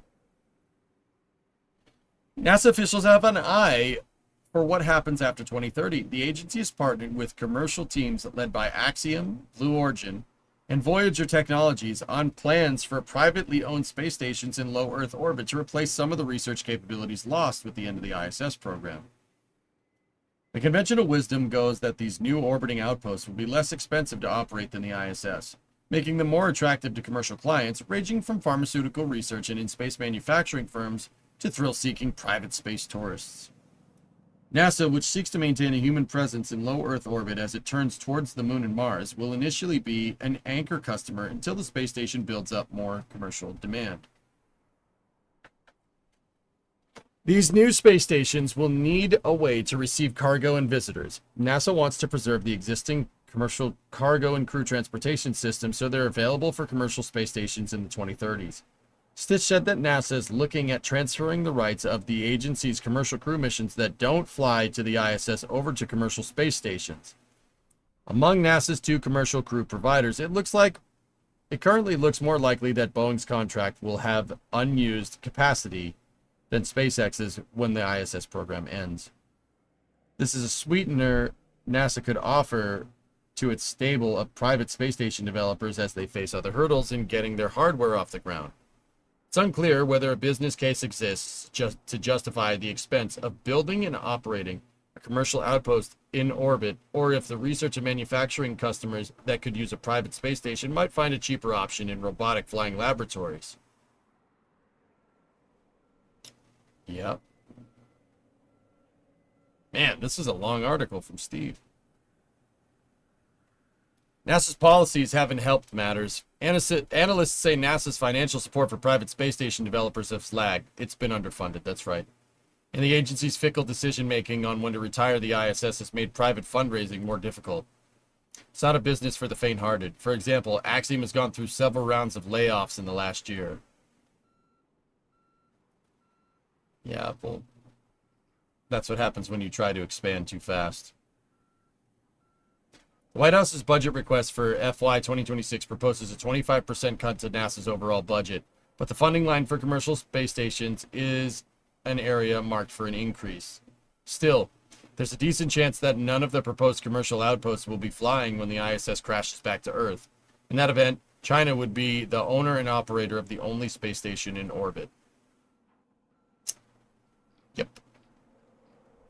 At least at first, transportation costs would be the largest expense for any company that builds and operates privately owned space stations. It costs NASA about 40% more each year to ferry astronauts and supplies to and from the ISS than it does to operate the space station. For smaller commercial outposts with reduced operating costs, the gap will likely be even wider. Don't crash it, bring her home. If Boeing can right the ship with Starliner, and NASA offers a few prepaid crew missions to private space station developers, money saved could help close someone's business case and hasten the launch of a new era in commercial spaceflight. I actually agree with Steve. That's a good idea. Yeah, that's a good idea for them to roll over the APT to commercial low Earth orbit destinations. That's a good idea. That's a good call. But he's right. They got to launch it. They got to launch the modules first. The commercial low Earth orbit destinations program has been underfunded. And Axiom Space was built as a hedge against that. What Axiom Space had was a contract to add modules to the ISS that could be taken off of the ISS and made into its own space station later. That was NASA's hedge against the commercial low Earth orbit destinations program not being ready to go. Axiom took that money and decided they wanted to make a spacesuit instead. Axiom got the contract for the AXEMU, the extravehicular activity spacesuit that astronauts are going to use on the moon. They got that contract too, and then used all their money to make the spacesuit, and the space station got delayed big time. To the point where they're going to lag further behind the commercial low Earth orbit destinations program. Look at companies like Vast. Blue is cooking with their orbital reef. We just don't see anything, but they're definitely doing it. VAST has a space station that's almost ready to go. Axiom was the hedge against this. Those modules were supposed to be up there right now. They don't even have a module finished. So, yeah, NASA needs to fund commercial low Earth orbit destinations if we want to be serious about commercial low Earth orbit destinations. It's not rocket science, man.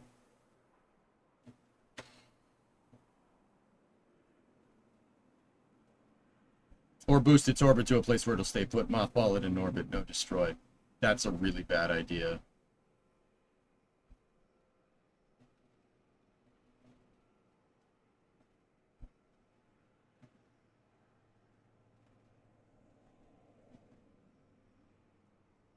Axiom is so short on cash because they wanted to fly their own missions and paid Thales Alinea to make their modules. Yep.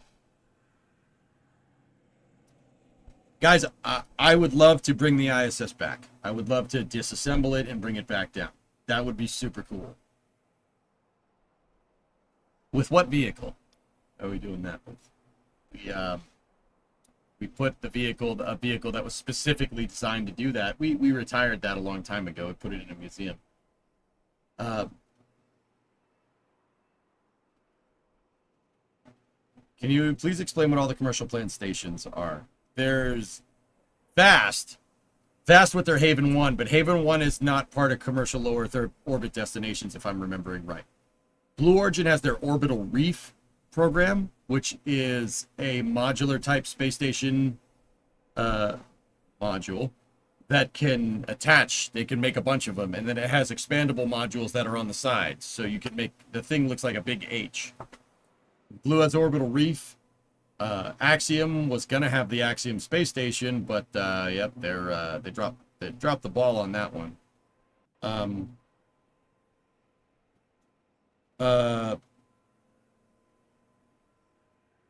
Who else? What was the last provider? I'm sorry, I forgot.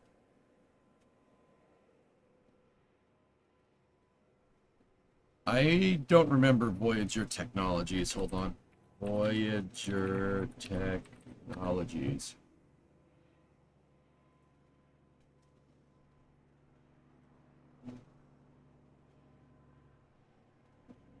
Oh, Voyager's thing was on there. Their module was the picture. Voyager's Star Lab. There it is. That's kind of cool. Funny how the only company that's not part of the commercial low Earth orbit destinations is making the most progress. Yeah. And guys, I'll even say right now, I mean, if you really, really wanted to hedge your bets against not having a stopgap, right? Like not retiring the ISS and then having nothing for a little while and then launching maybe a low Earth orbit destination, the best time for those modules for any commercial low Earth orbit destinations or any commercial station, the best time for them to launch is like right now. Yeah, right now. So you have some operational overlap. Heck, if you put a commercial low Earth orbit destination station in the same orbit as the ISS, you could even part out the ISS and bring parts over to your new station. Axiom. Oops.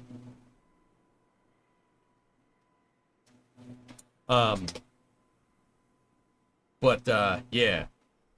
Program was underfunded until now. That's kind of cool. Like I said, the NASA's budget for FY 2026 isn't all bad. There's a budget increase for commercial low Earth orbit destinations is good.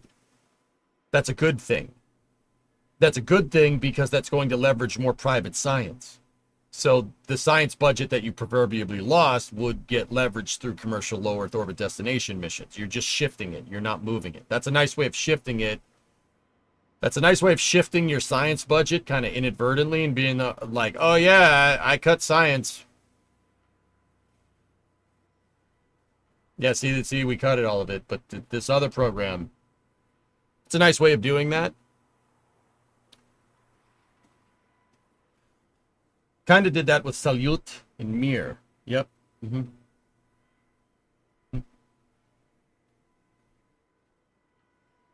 far as I know, nobody has actually considered making a pressurized wheel. That's a complicated thing to build in space, Shadow Mask. Too bad Boeing didn't have another successful spacecraft they could have used for commercial crew. Can you imagine if they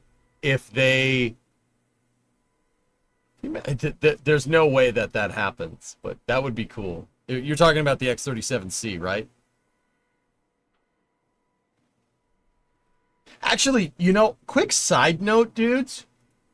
The X-37 program got like $1 billion in funding. And the Space Force's budget was vastly expanded, which is... Huh. Interesting.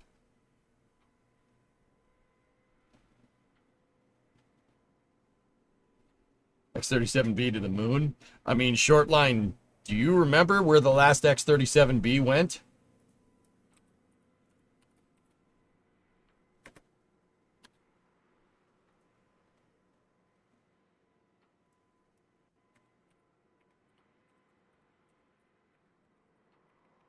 Do you remember where it went? Of course I do, yeah. We gotta find that picture.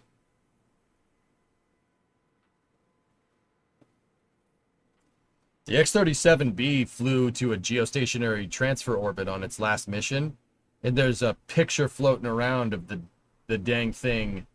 Yeah, here, look. That's a real picture. That's the X-37B's payload bay. 23,000 miles away from Earth. That's a long way, dude. That's a freaking real picture. The shuttle survived that X-37B survived a shuttle. It's a shuttle. It survived re-entry from a 23,000 mile apogee, which is pretty good, man. What is the X-37B? It's a little mini space shuttle that the Department of Defense uses for frick all. I have no idea. See? Little mini space shuttle. It's about the size of a truck, maybe. Space Force budget for FY 2026 is $40 billion. Yeah, with $1 billion going to that, which is pretty crazy, dude. Yeah, it's a satellite, guys. It's a reusable satellite. That's the right way to say it.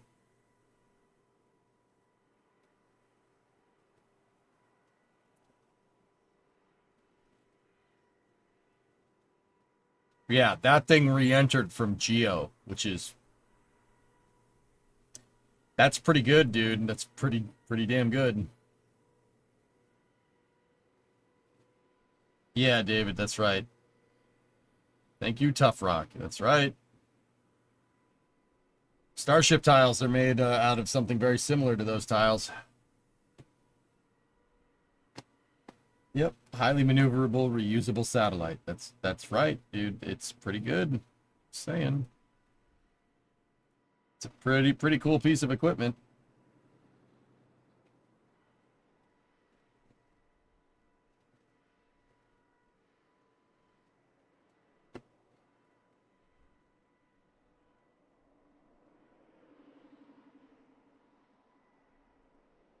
It's a pretty awesome piece of hardware. Hard to believe it's got the same company logo as Starliner. Yep.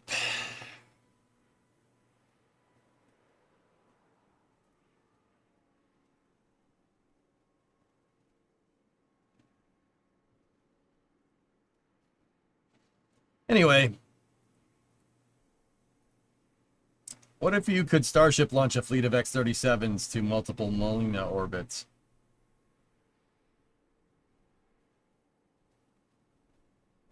What would that do? Paradigm. Why are we putting Starship? Why are we putting an X-37 in a Starship?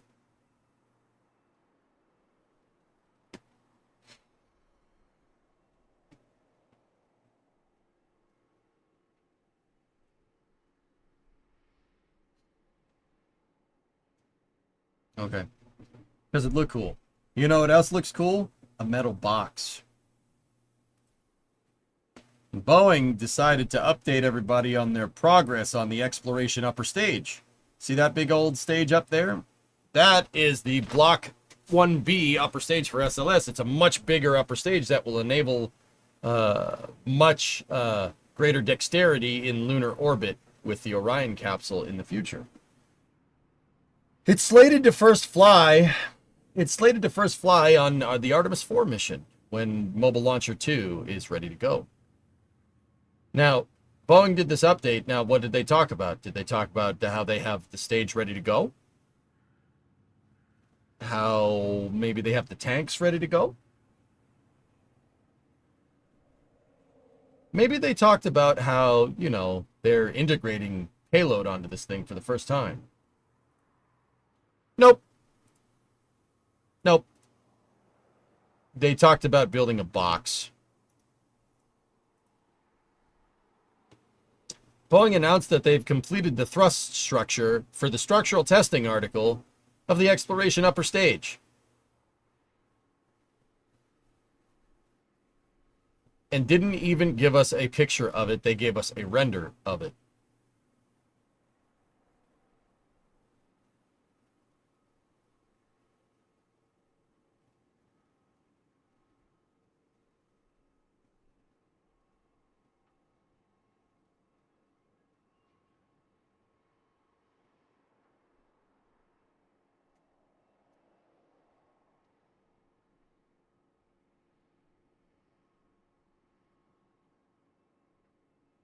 This is a computed assisted design, CAD image of the EUS thrust structure. This is a CAD image of the EUS thrust structure and the equipment shelf.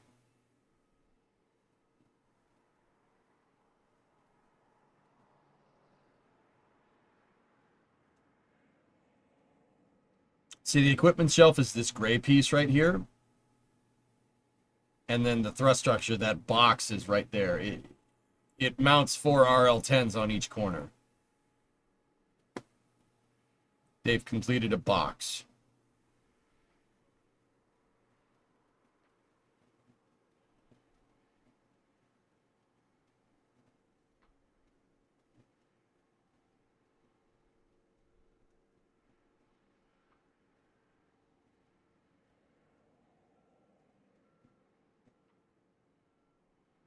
Why is the wall behind it more complex than the actual thrust structure?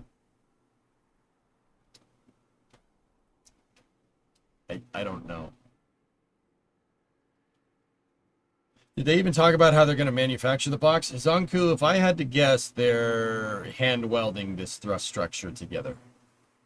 Because they have jigs on the floor for setting up this and hand welding it together. Now, fellas, okay, jokes aside, it's not just a box that they made. They tested the entire process for, it was a confirmation of the process, the processing flow of manufacturing thrust structures.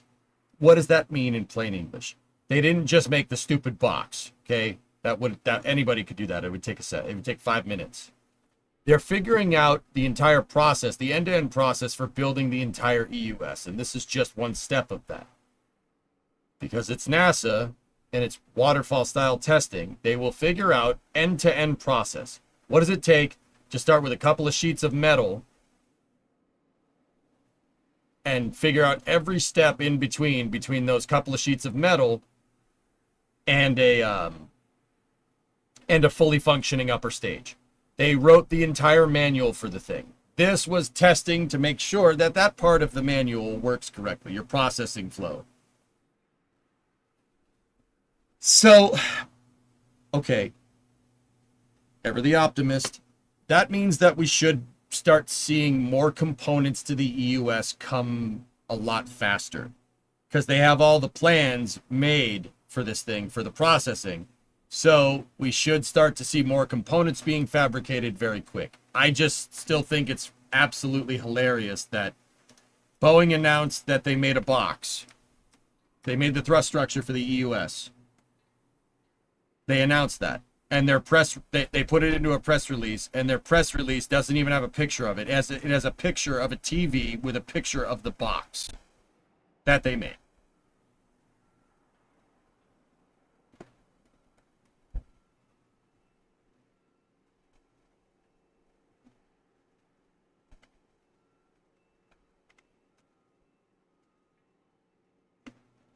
So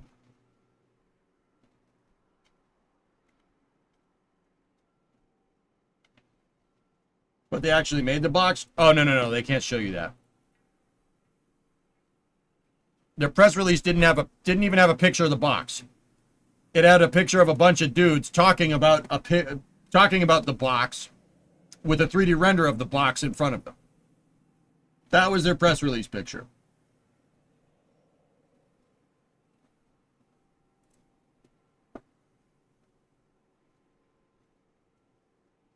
The optics of that can't be ignored. I think that's hilarious. However, I do understand the waterfall approach to building rockets. You do a ton of planning. And you do a ton of planning, you get all your planning done, you think of every conceivable detail, and then you execute on the plan. That's a good way to do it if, you know, you have lots of time. So we should start seeing more EUS components come about.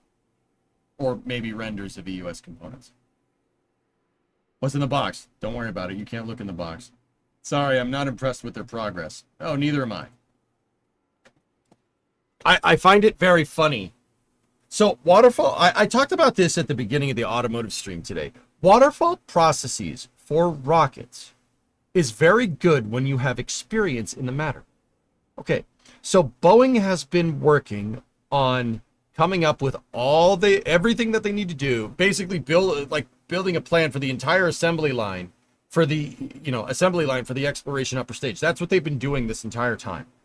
And they put the beginnings of that plan to the test.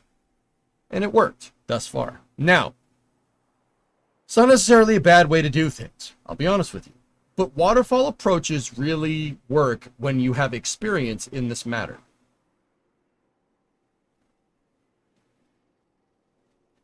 So, you know, Boeing just went and found a bunch of people that have recently come off programs making high energy upper stages and then put them on this program, right? Surely, no, they didn't. Implementing a waterfall process when you have no prior experience is kind of ridiculous to me. How the heck do you know how to make an upper stage? You don't. It's not like you can go find the people that made the Saturn 1B. Those people are long gone or retired, right? This type of approach isn't really warranted, to be 100% honest with you. It's not warranted if you don't have any prior experience. How are you going to write a manual for how to put together an upper stage when there's no demand for gigantic, heavy-duty, high-energy upper stages? Where are you going to poach people from? The commercial industry? Sure, I'm sure that's what's going on. So I don't know. It just seems like a really weird way to do that, especially since there's really not a lot of expertise out there on building high energy upper stages for super heavy launch vehicles.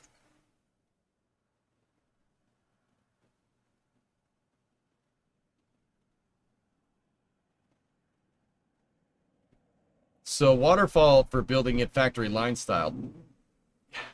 The whole idea of a waterfall approach in this regard, Thousand, is that you have somebody that's done this before. Somebody that knows how to take a stage, a high energy upper stage, like an upper stage for a heavy lift rocket, and implement it quickly. It knows the manufacturing process.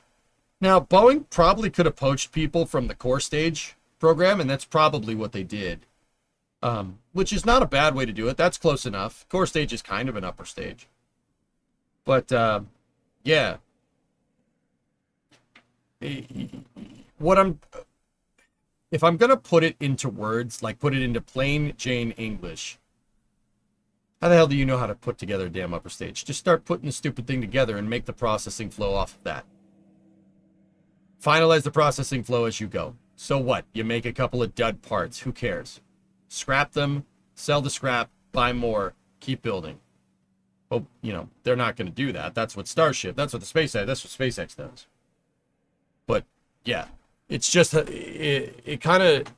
it's just hilarious to me that, you know, they're like, SpaceX is rolling starships off of their assembly line, right, at Star Factory, and Boeing's like, we made a box, and we spent 5 years figuring out how to make that box. And when we went to make the box, the plan that we came up with over 5 years worked. Pat on the back. Good job, guys. Now, like I said, there is good news out of this. The good news is that if they actually did sit there and figure out the entire freaking plan, which I have no doubt, I have no reason to believe that they didn't, we should start seeing EUS parts come at us a lot faster.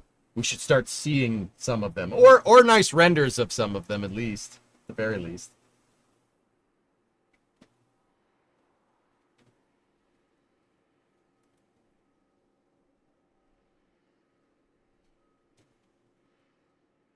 I mean,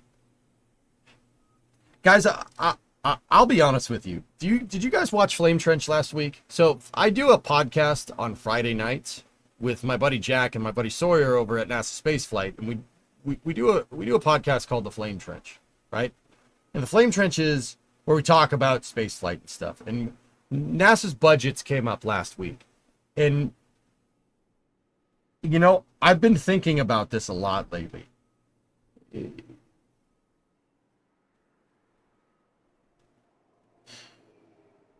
You know, last week we watched.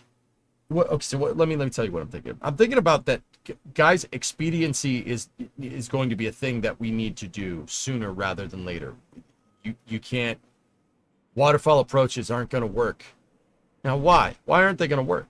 It's tried and tested, and slow and steady does work in spaceflight.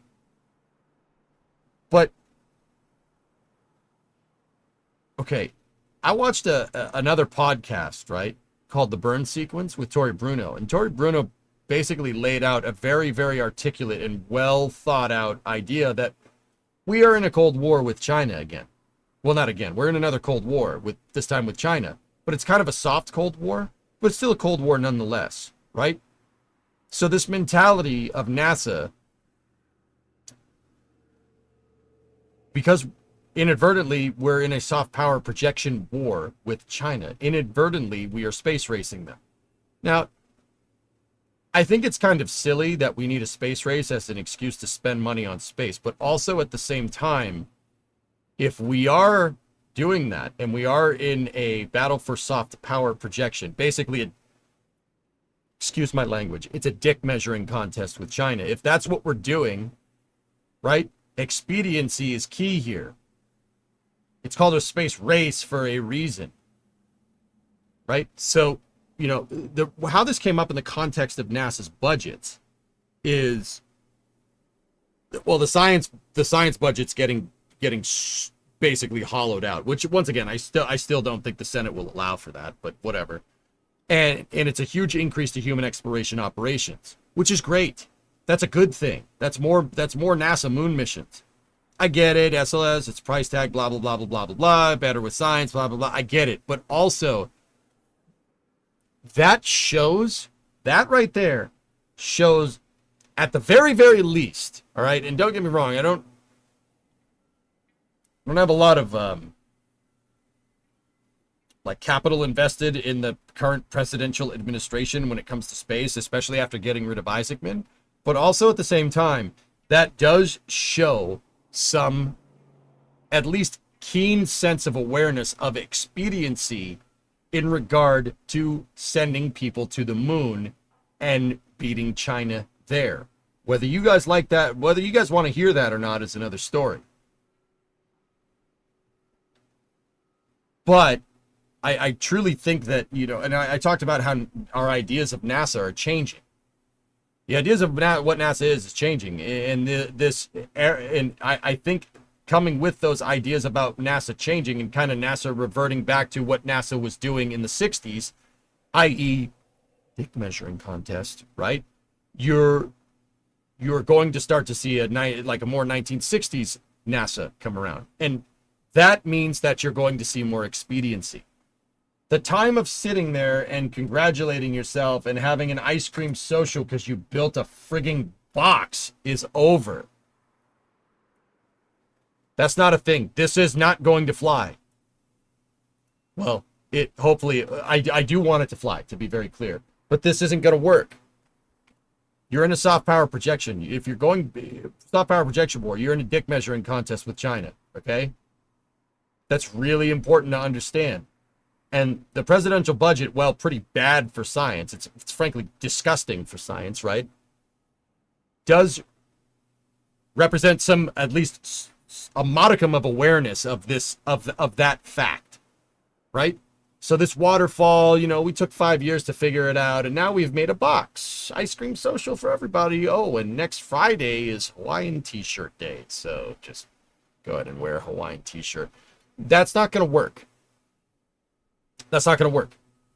And that is the reason why I think we should start. We're going to start seeing more exploration upper stage stuff get talked about. Look at, I mean, the signs are there, fellas. The signs are there. Look at how quickly they've put together ML2 over the past 6 months. Look at how quickly Artemis 2 was stacked. The signs are there. Hopefully something good comes out of this, because just gutting the science mission directorate is, there's not many things that makes that okay. But getting NASA to pull their head out of their tail with human exploration operations might be one of those things, but who knows? But once again, this, you know, patting yourself on the back press release because you made a freaking box, like that ain't gonna work. This, if I'm understanding the budget request correctly, you know, post Isaacman departure, or post Isaacman being kicked out, it sounds like NASA could potentially return to doing grandiose, crazy space programs with people involved.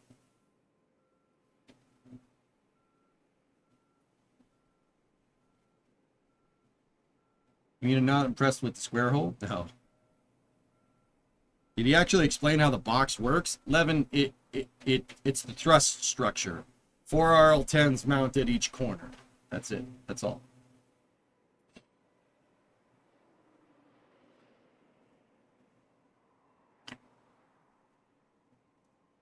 But once again, guys, so, like, what am I getting at? You know, the time for this whole waterfall thing isn't, what I'm telling you is that the time for this stuff isn't doing this whole waterfall thing. That's not going to work. But simultaneously, and I think this is hilarious, right? Right? You made that, and you couldn't even show us a picture of it. You showed us a 3D render of what you made. But also at the same time, and you guys tell me, I might be reading too much into this, when have we heard any updates about the EUS at all in the last 5 years? Anything. Anything. When have we heard about anything? Why would they just up and say, like, oh yeah, we made this box. No, we can't show you, but we made it. Right? Maybe the tides are changing. Maybe.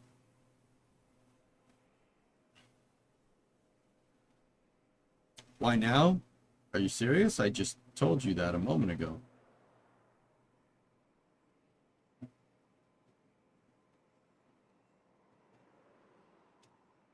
Please don't cancel the program update.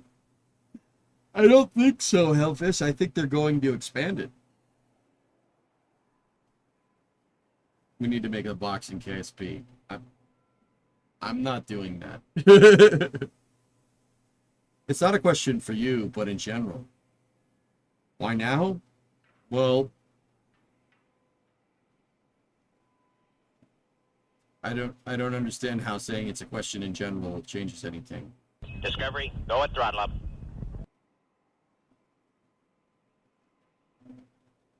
Valkyrie, 7-month resub. Surely there's some way to light a fire under Boeing's butt to get them in gear. Yeah, saying you'll pull the contract if they don't do anything. There's an SNL joke in here somewhere, one with Justin Timberlake. Is it your rocket engine in a box?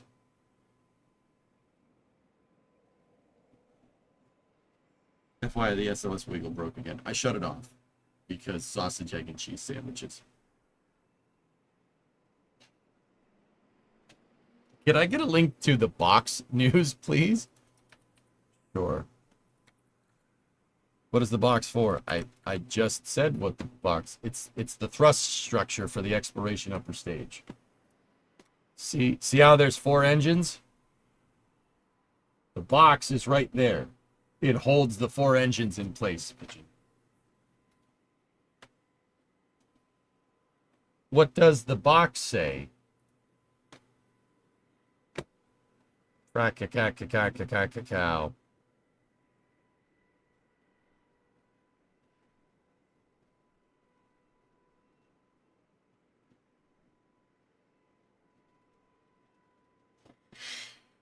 So, yeah, Boeing made a box.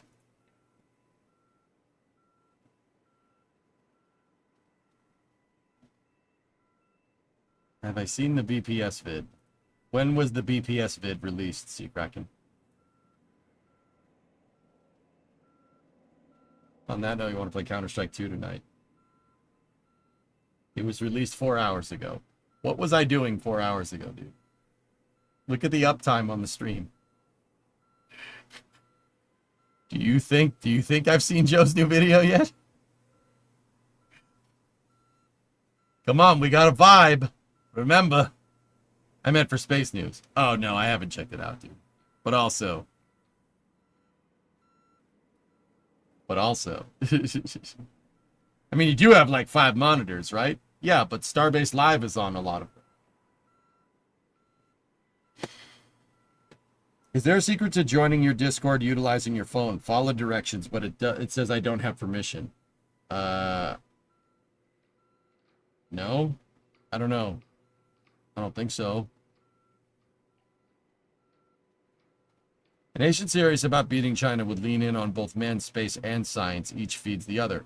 Yeah, no doubt, Dabbledot. I would have said that. I would have said that a couple of years ago, and that's more than likely true.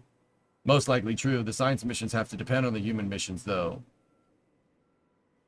Apollo leveraged just more scientific understanding than a hefty amount of scientific programs that we've done in the years after, right?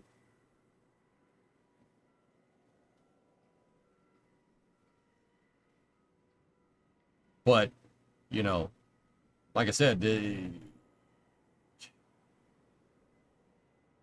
you know, I didn't like that train of thought. Dabbledot, what I'm trying to say is that if we take going back to the moon seriously, the science will come. That's what I'm trying to say. Just like it did during Apollo.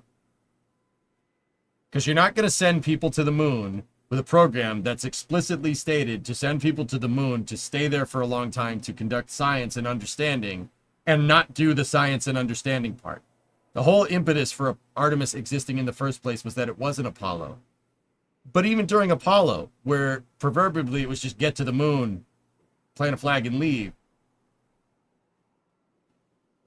our scientific advancement was jump-started like tenfold forward in progress from that program. Does that make sense?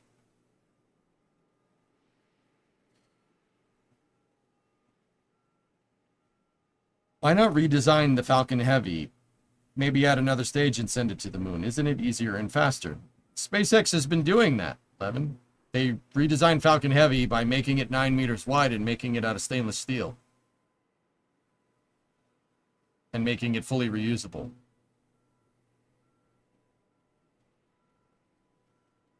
Picking up what I'm laying down, dude?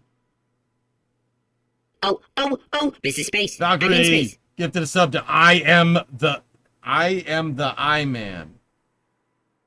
All right, cool.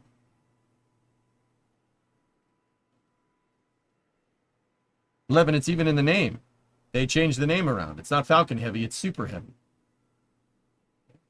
See?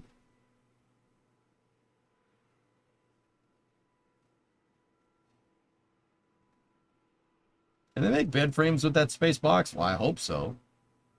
I can never get those dang things straight. Hopefully their bed frame is straight.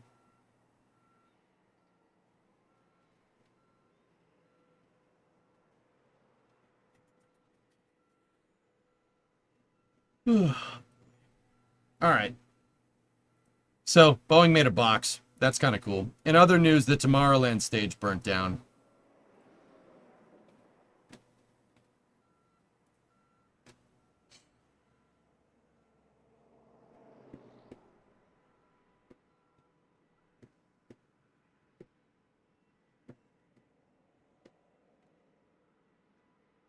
Yeah.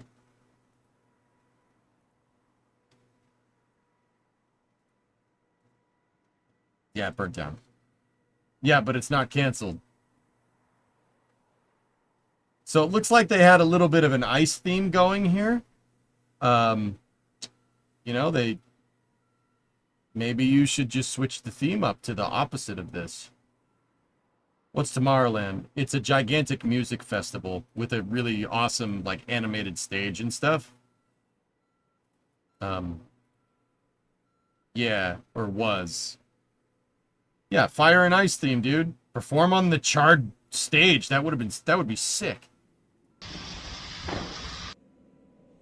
Yeah, that's bad. Yeah, that's bad. That's not great.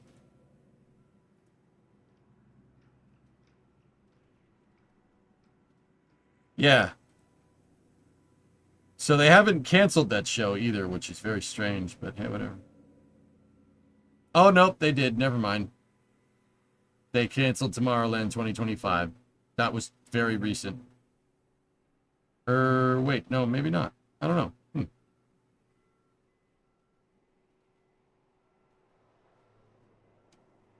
But yeah, that's, yeah, it caught on fire.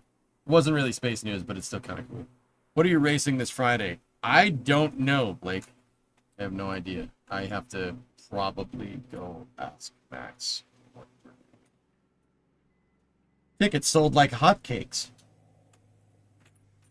Hot fire cakes.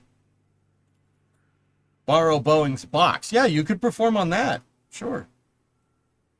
In other news, we got Cyborg Beetles before GTA 6. Cool. Did they leave the stove on too?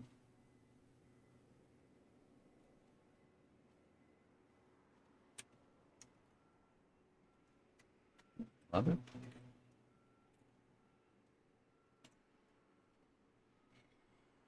Hold the metal festival there. That's what I'm saying, man. That'd be pretty cool.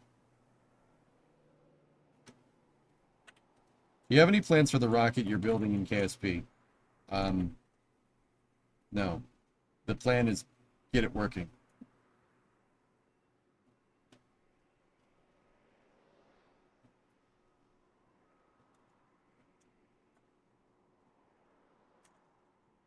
I want to go over some KSA dev updates and give your input.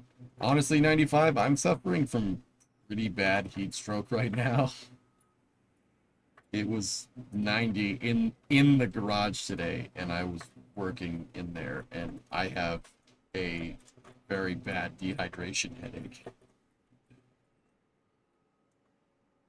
Yeah, I've been basically fighting it this entire space news, dude.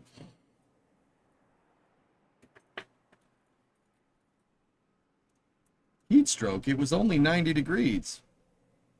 Oh. Oh, yeah. Okay.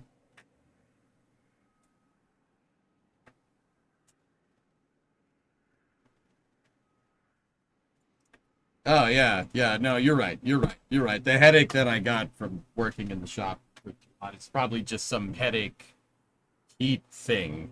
You know, yeah, no, it's not heat stroke, though. You're absolutely right.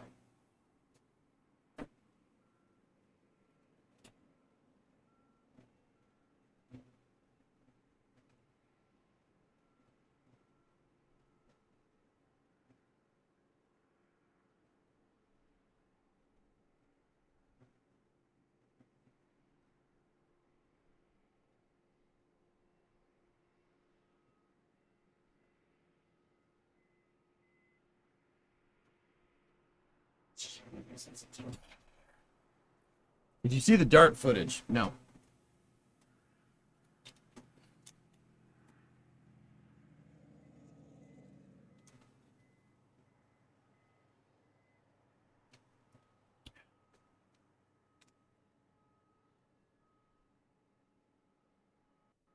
Body temp is 98. 90 is less than that. You'll be fine. Oh, yeah, no.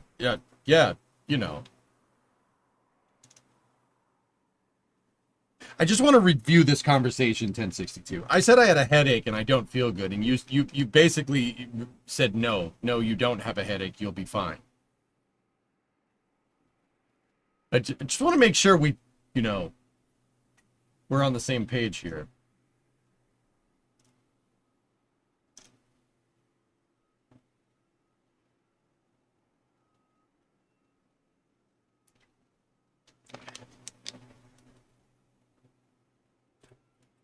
Is this YouTube stream? Yeah, I double stream now, Nuclear.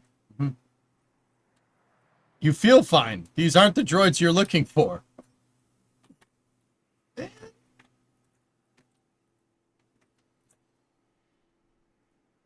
Sounds like quitter talk. Yeah, so I can go. Yeah, no, it's not quitter talk. So, you know, you reverse psychology me being into playing summer car, so I can do something dumb in summer car because I have a nasty headache, right? Tranquility Base here. The Eagle has landed. At least Boeing's box will work better than Pirate Software's code.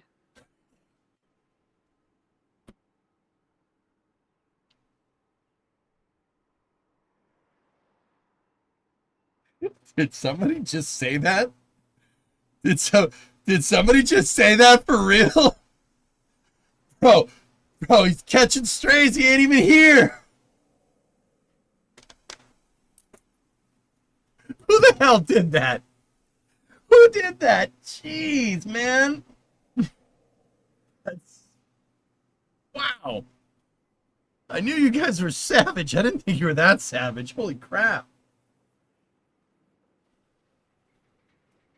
Wow.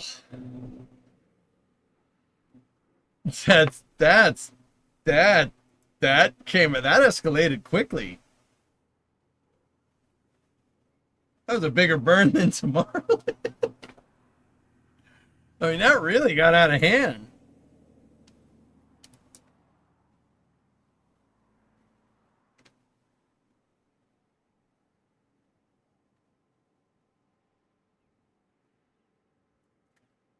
$10.62, it was 70% humidity today, dude. 32 C, it was 90 degrees in the shop. In the damn shop. It sucked, dude. I don't know if I have heat stroke, to be quite fair, but dude, I was drinking water left and right. I was sweating so much there was a puddle on the ground. Got any Gatorade? I'd probably drive down to the corner store a little bit later. All right, what's this DART footage from the Baron? DART spacecraft ejected a massive barrage of boulders, some which carried more than 3 times the energy of the spacecraft itself, surprising the DART team.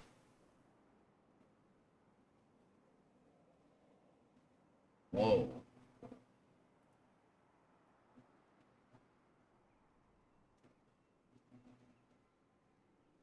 That is Didymos and Dimorphos after the impact. This is something that flew by with... What the hell? That's pretty cool, man. It's 3 a.m. and it's still 28 C indoors. Damn, Steve.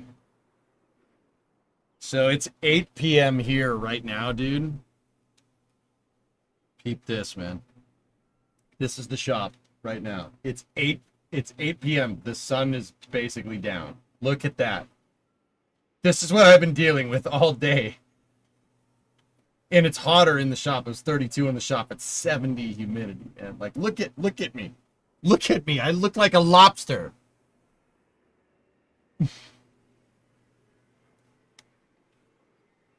86.5 degrees in Fahrenheit. Yeah. No AC? Dude, I have AC going full blast right now. You got central air. It's 22 C in the garage. You lucky. I gotta do that. Be sure to flip regularly so you cook. Like, dude, look at this. Look at this. I like.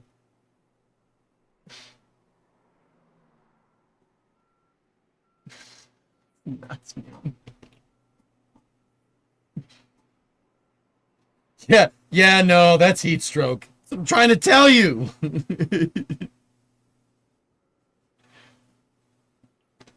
You know, drinking water is helping though. But I the reason why I got up is because I went and took some Advil. I have Advil in the shop.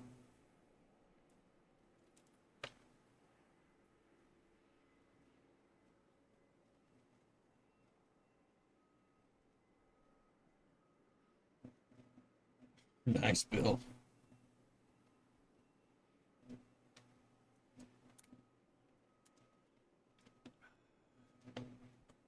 All right.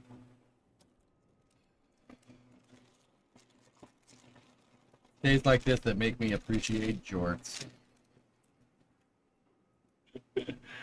Go jump in the pool and do MSC again tomorrow. I don't know, maybe. Yeah, I mean, you put a pic of it in Discord. Pic of what? That footage was taken by a CubeSat deployed from DART 6 hours before impact. Yeah. You're saying you look like this. The car you bought. Oh! Alright. Where is it?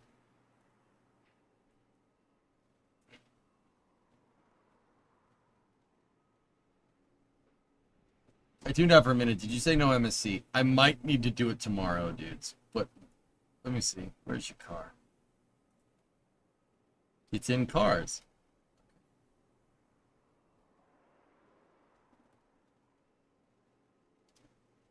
What is that? What is this?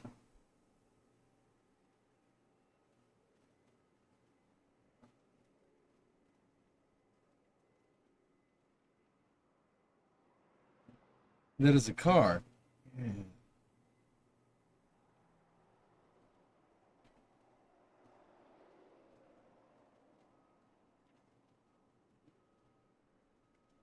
Yeah.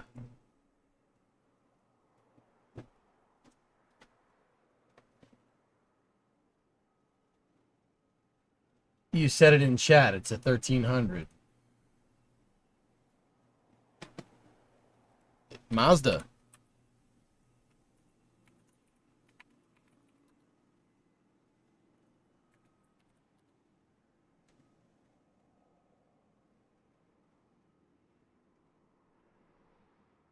'74 Mazda 1300. Yeah. Okay. Wow. That's I don't, you know what, Greg? I don't know too much about this thing. To be 100% honest with you, I don't know much about him. Does it have a Wankel engine in it or something? Like, I'm just looking at pictures of it now.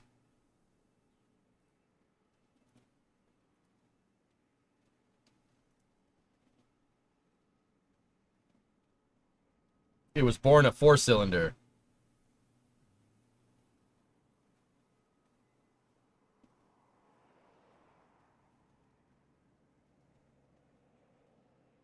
'74.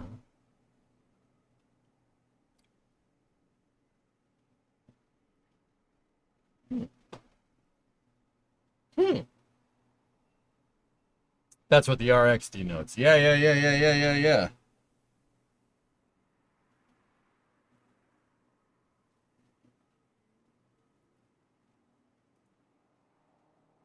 Yeah, that's an old Defender.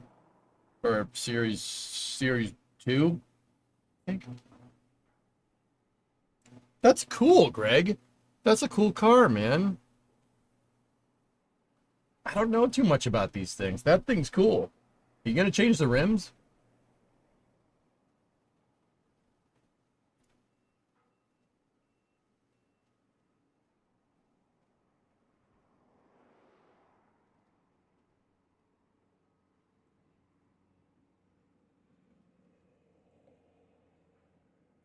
You paid 50 G's for that?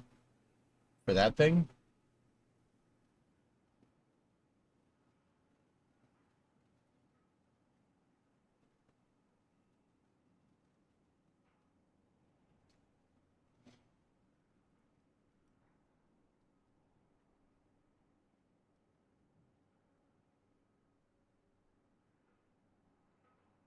50K Australian is 32,000 US.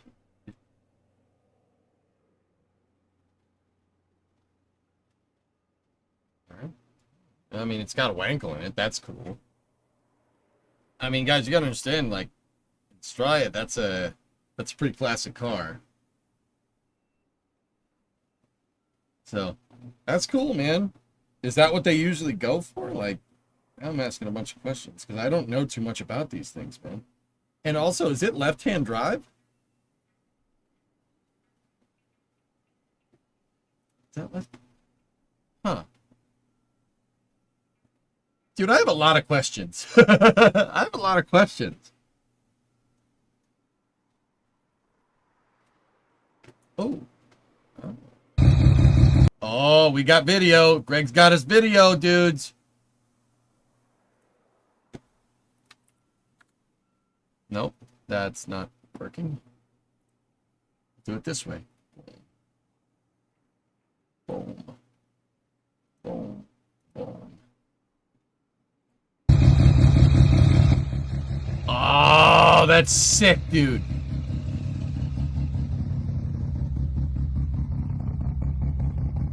Listen to it. That's cool, man.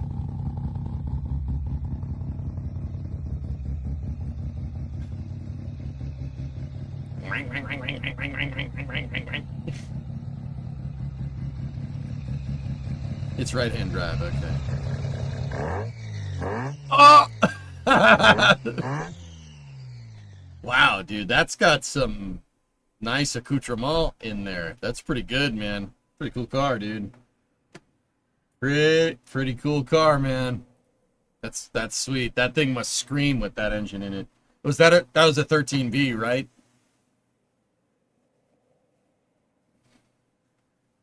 Let's hear it again. Oh, Tessa, you'll like the wank. This is Tessa's favorite thing to do. Wank.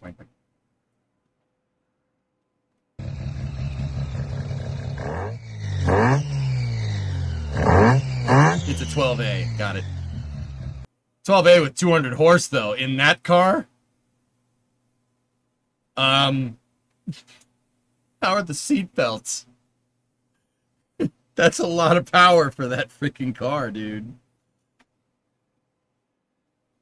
How much does this car weigh? Tell me are you 1,000 kilos? It's got to be 1,000 kilos. That thing, 800 kilos with 200 horse. Yeah. All right. Okay, I get it. That's cool. Dude, that thing probably is sketchy fast. Dude, 200 horse, 800 kilos. That's a freaking go-kart. That's almost like F1 power to weight. It's not. It's close, but it's not. But still.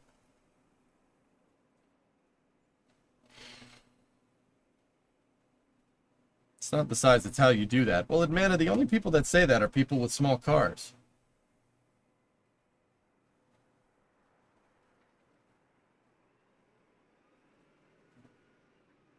The Tesla car plant in San Francisco Bay Area used to be Toyota. False. General Motors.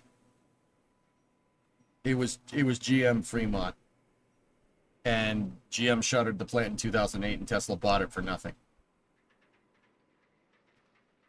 It's Ariel Adams levels of power to weight. It's pretty close, Tessa. That thing probably screams, dude.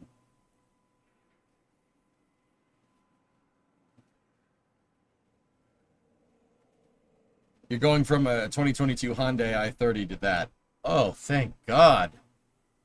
Good for you. It was called New United Motor Manufacturing. Oh, you know what, Home Planet? You're right. It was a joint venture between GM and Toyota. You're right. It was NUMMI. Bob, that's correct. I'm wrong. You're right. You're right. That's correct. It was NUMMI. It's the N model. i30N. That. Well. Yeah, no, you're right, Home Planet. It was GM's plant, but Toyota used it to make Corollas. You're right. You're actually right. I mean, I wouldn't call myself half right. It was GM Fremont before NUMMI. You guys are correct. I'm wrong. Numi, yeah.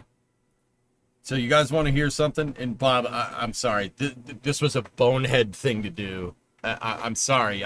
This is one of those auto manufacturers in the 90s just doing dumb stuff. So GM didn't want to design a small car. They didn't want to design a small car.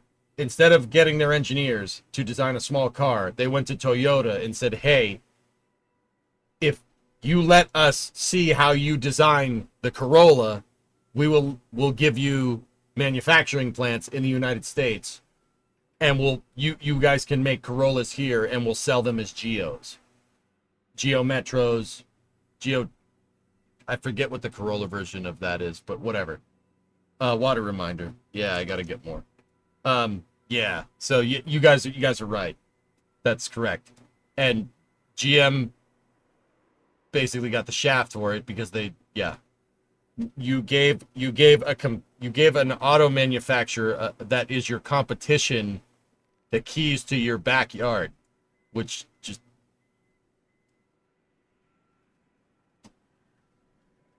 prisms. That's what it is. Yeah.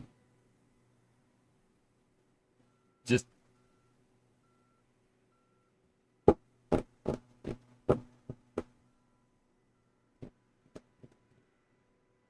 the Metro was the Suzuki. That's right. Yeah. Man, it's not very often that chat schools me on automotive knowledge, but you guys, you win this round. No, that was good. You guys are right. It was new.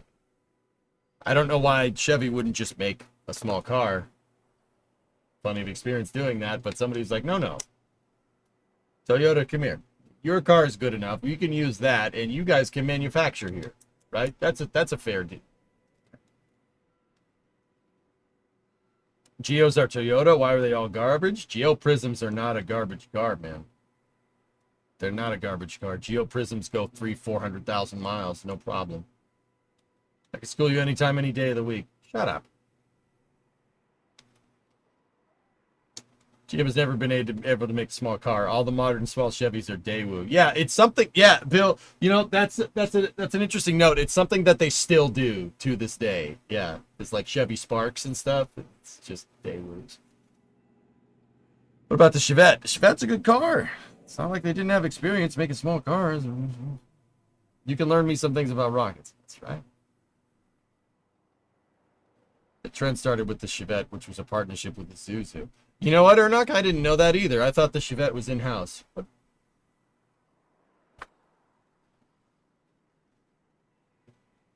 Whatever. Whatever!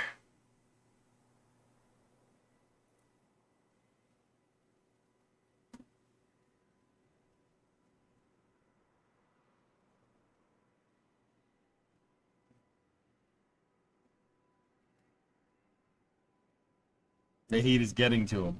I told you I have a disgusting headache. Like, I can't think straight. Next, someone will tell me the current Super is really a BMW.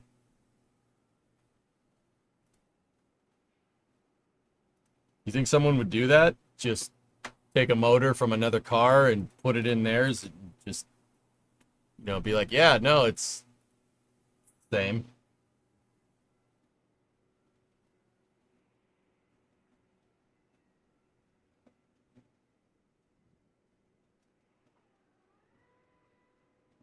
I wish I would have learned manual as a kid, having to learn at 27. It's not that hard. The Toyota FRS is a Subaru. It's funny because Toyota is doing it now. Yeah.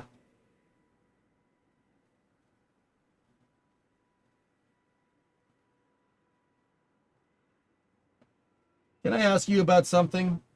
What do you think about European spaceflight in general? Lately, I got a real good offer from a private space company in Europe. You should know that they're poaching a lot of engineers lately. It's a lucrative contract with a lot of good incentives, but I'm still perplexed. I'm still a bit young, and I might go for it, but I wanted to run the idea off you because it got you into rocket engineering in the first place.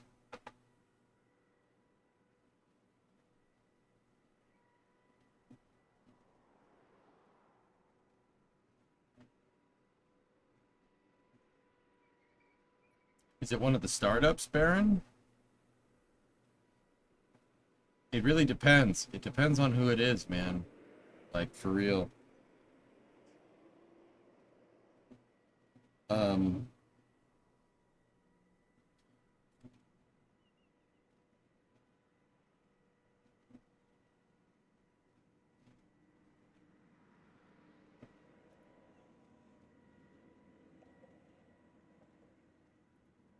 Oh, that's cool, Flacken.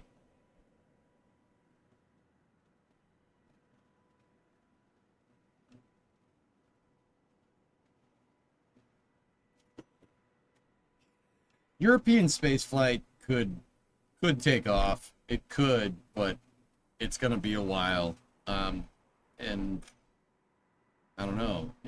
I mean,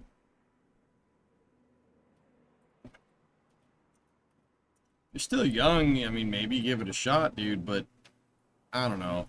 I don't mean to disparage or denigrate any European companies in this way, but I think the parties in the U.S. when it comes to aerospace engineering, I'm not just saying that because I live here.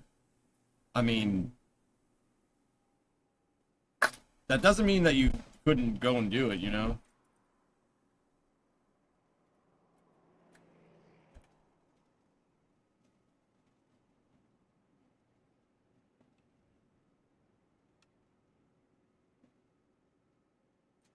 I don't know. With that new commercial contract that they threw out, it's possible. But you got to remember, you know, that commercial orbital transport services contract that ESA threw out is only for 130 million. That's it. Now that's just the phase, right? But I mean, that's a pretty serious entry. But I don't know what the next phase is. You know.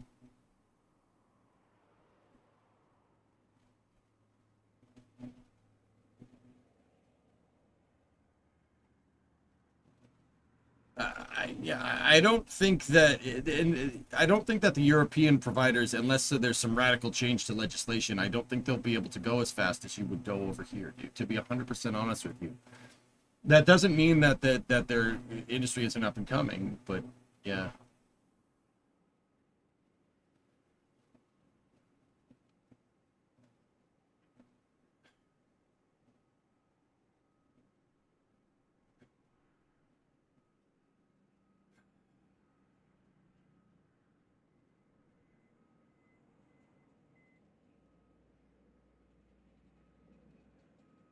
But yeah, I don't know, dude. I would stay here personally. Just personal. Sorry, I'm wiping the sweat off my back, dude.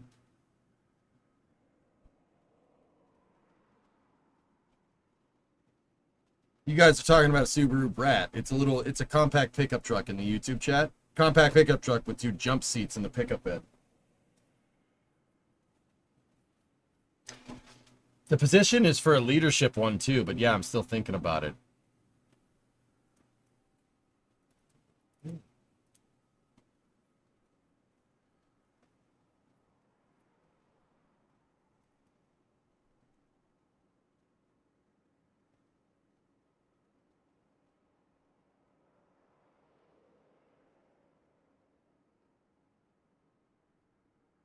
You thought the Baja was cool?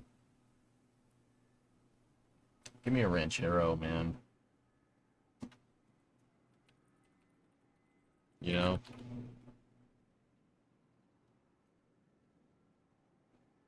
Give me a Ranchero. So, EJ, do you think Ariane would not wind up bullying everybody out of the competition? That's what I mean, dude. That's a huge risk doing something like that.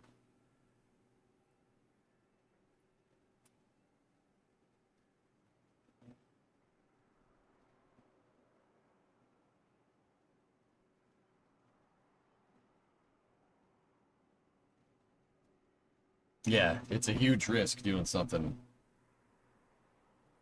My Baja's best deer blind.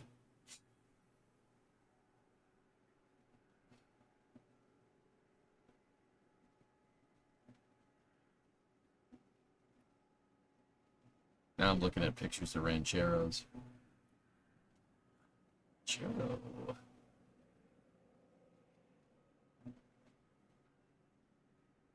Yeah, I got you, Baron. Yeah.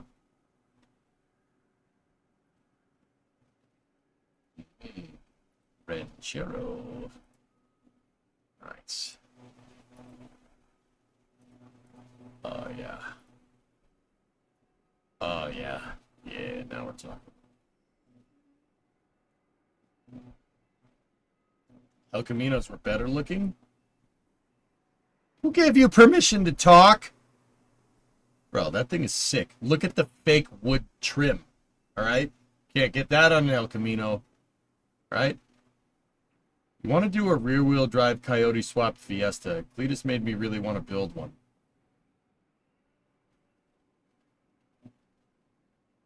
Yeah. I mean, I don't have any space right now. My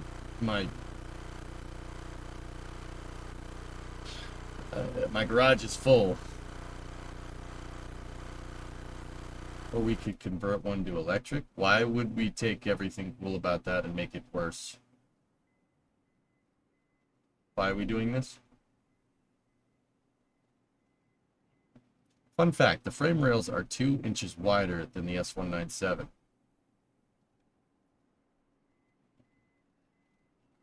Are we doing cities tonight? I don't think so. I want to play Summer Car, guys, but I'm stalling. I'm not going to lie to you. I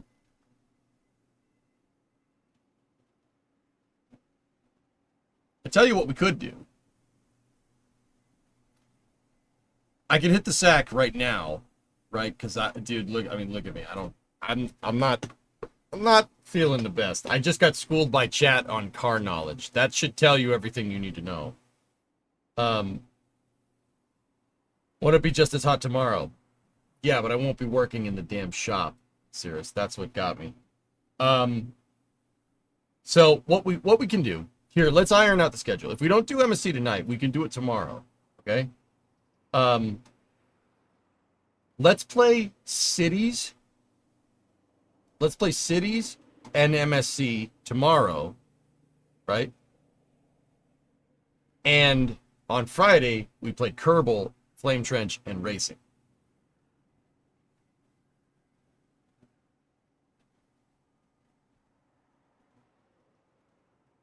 Is that a fair deal? Can we do that? Because I'm not going to lie to you, I feel like trash.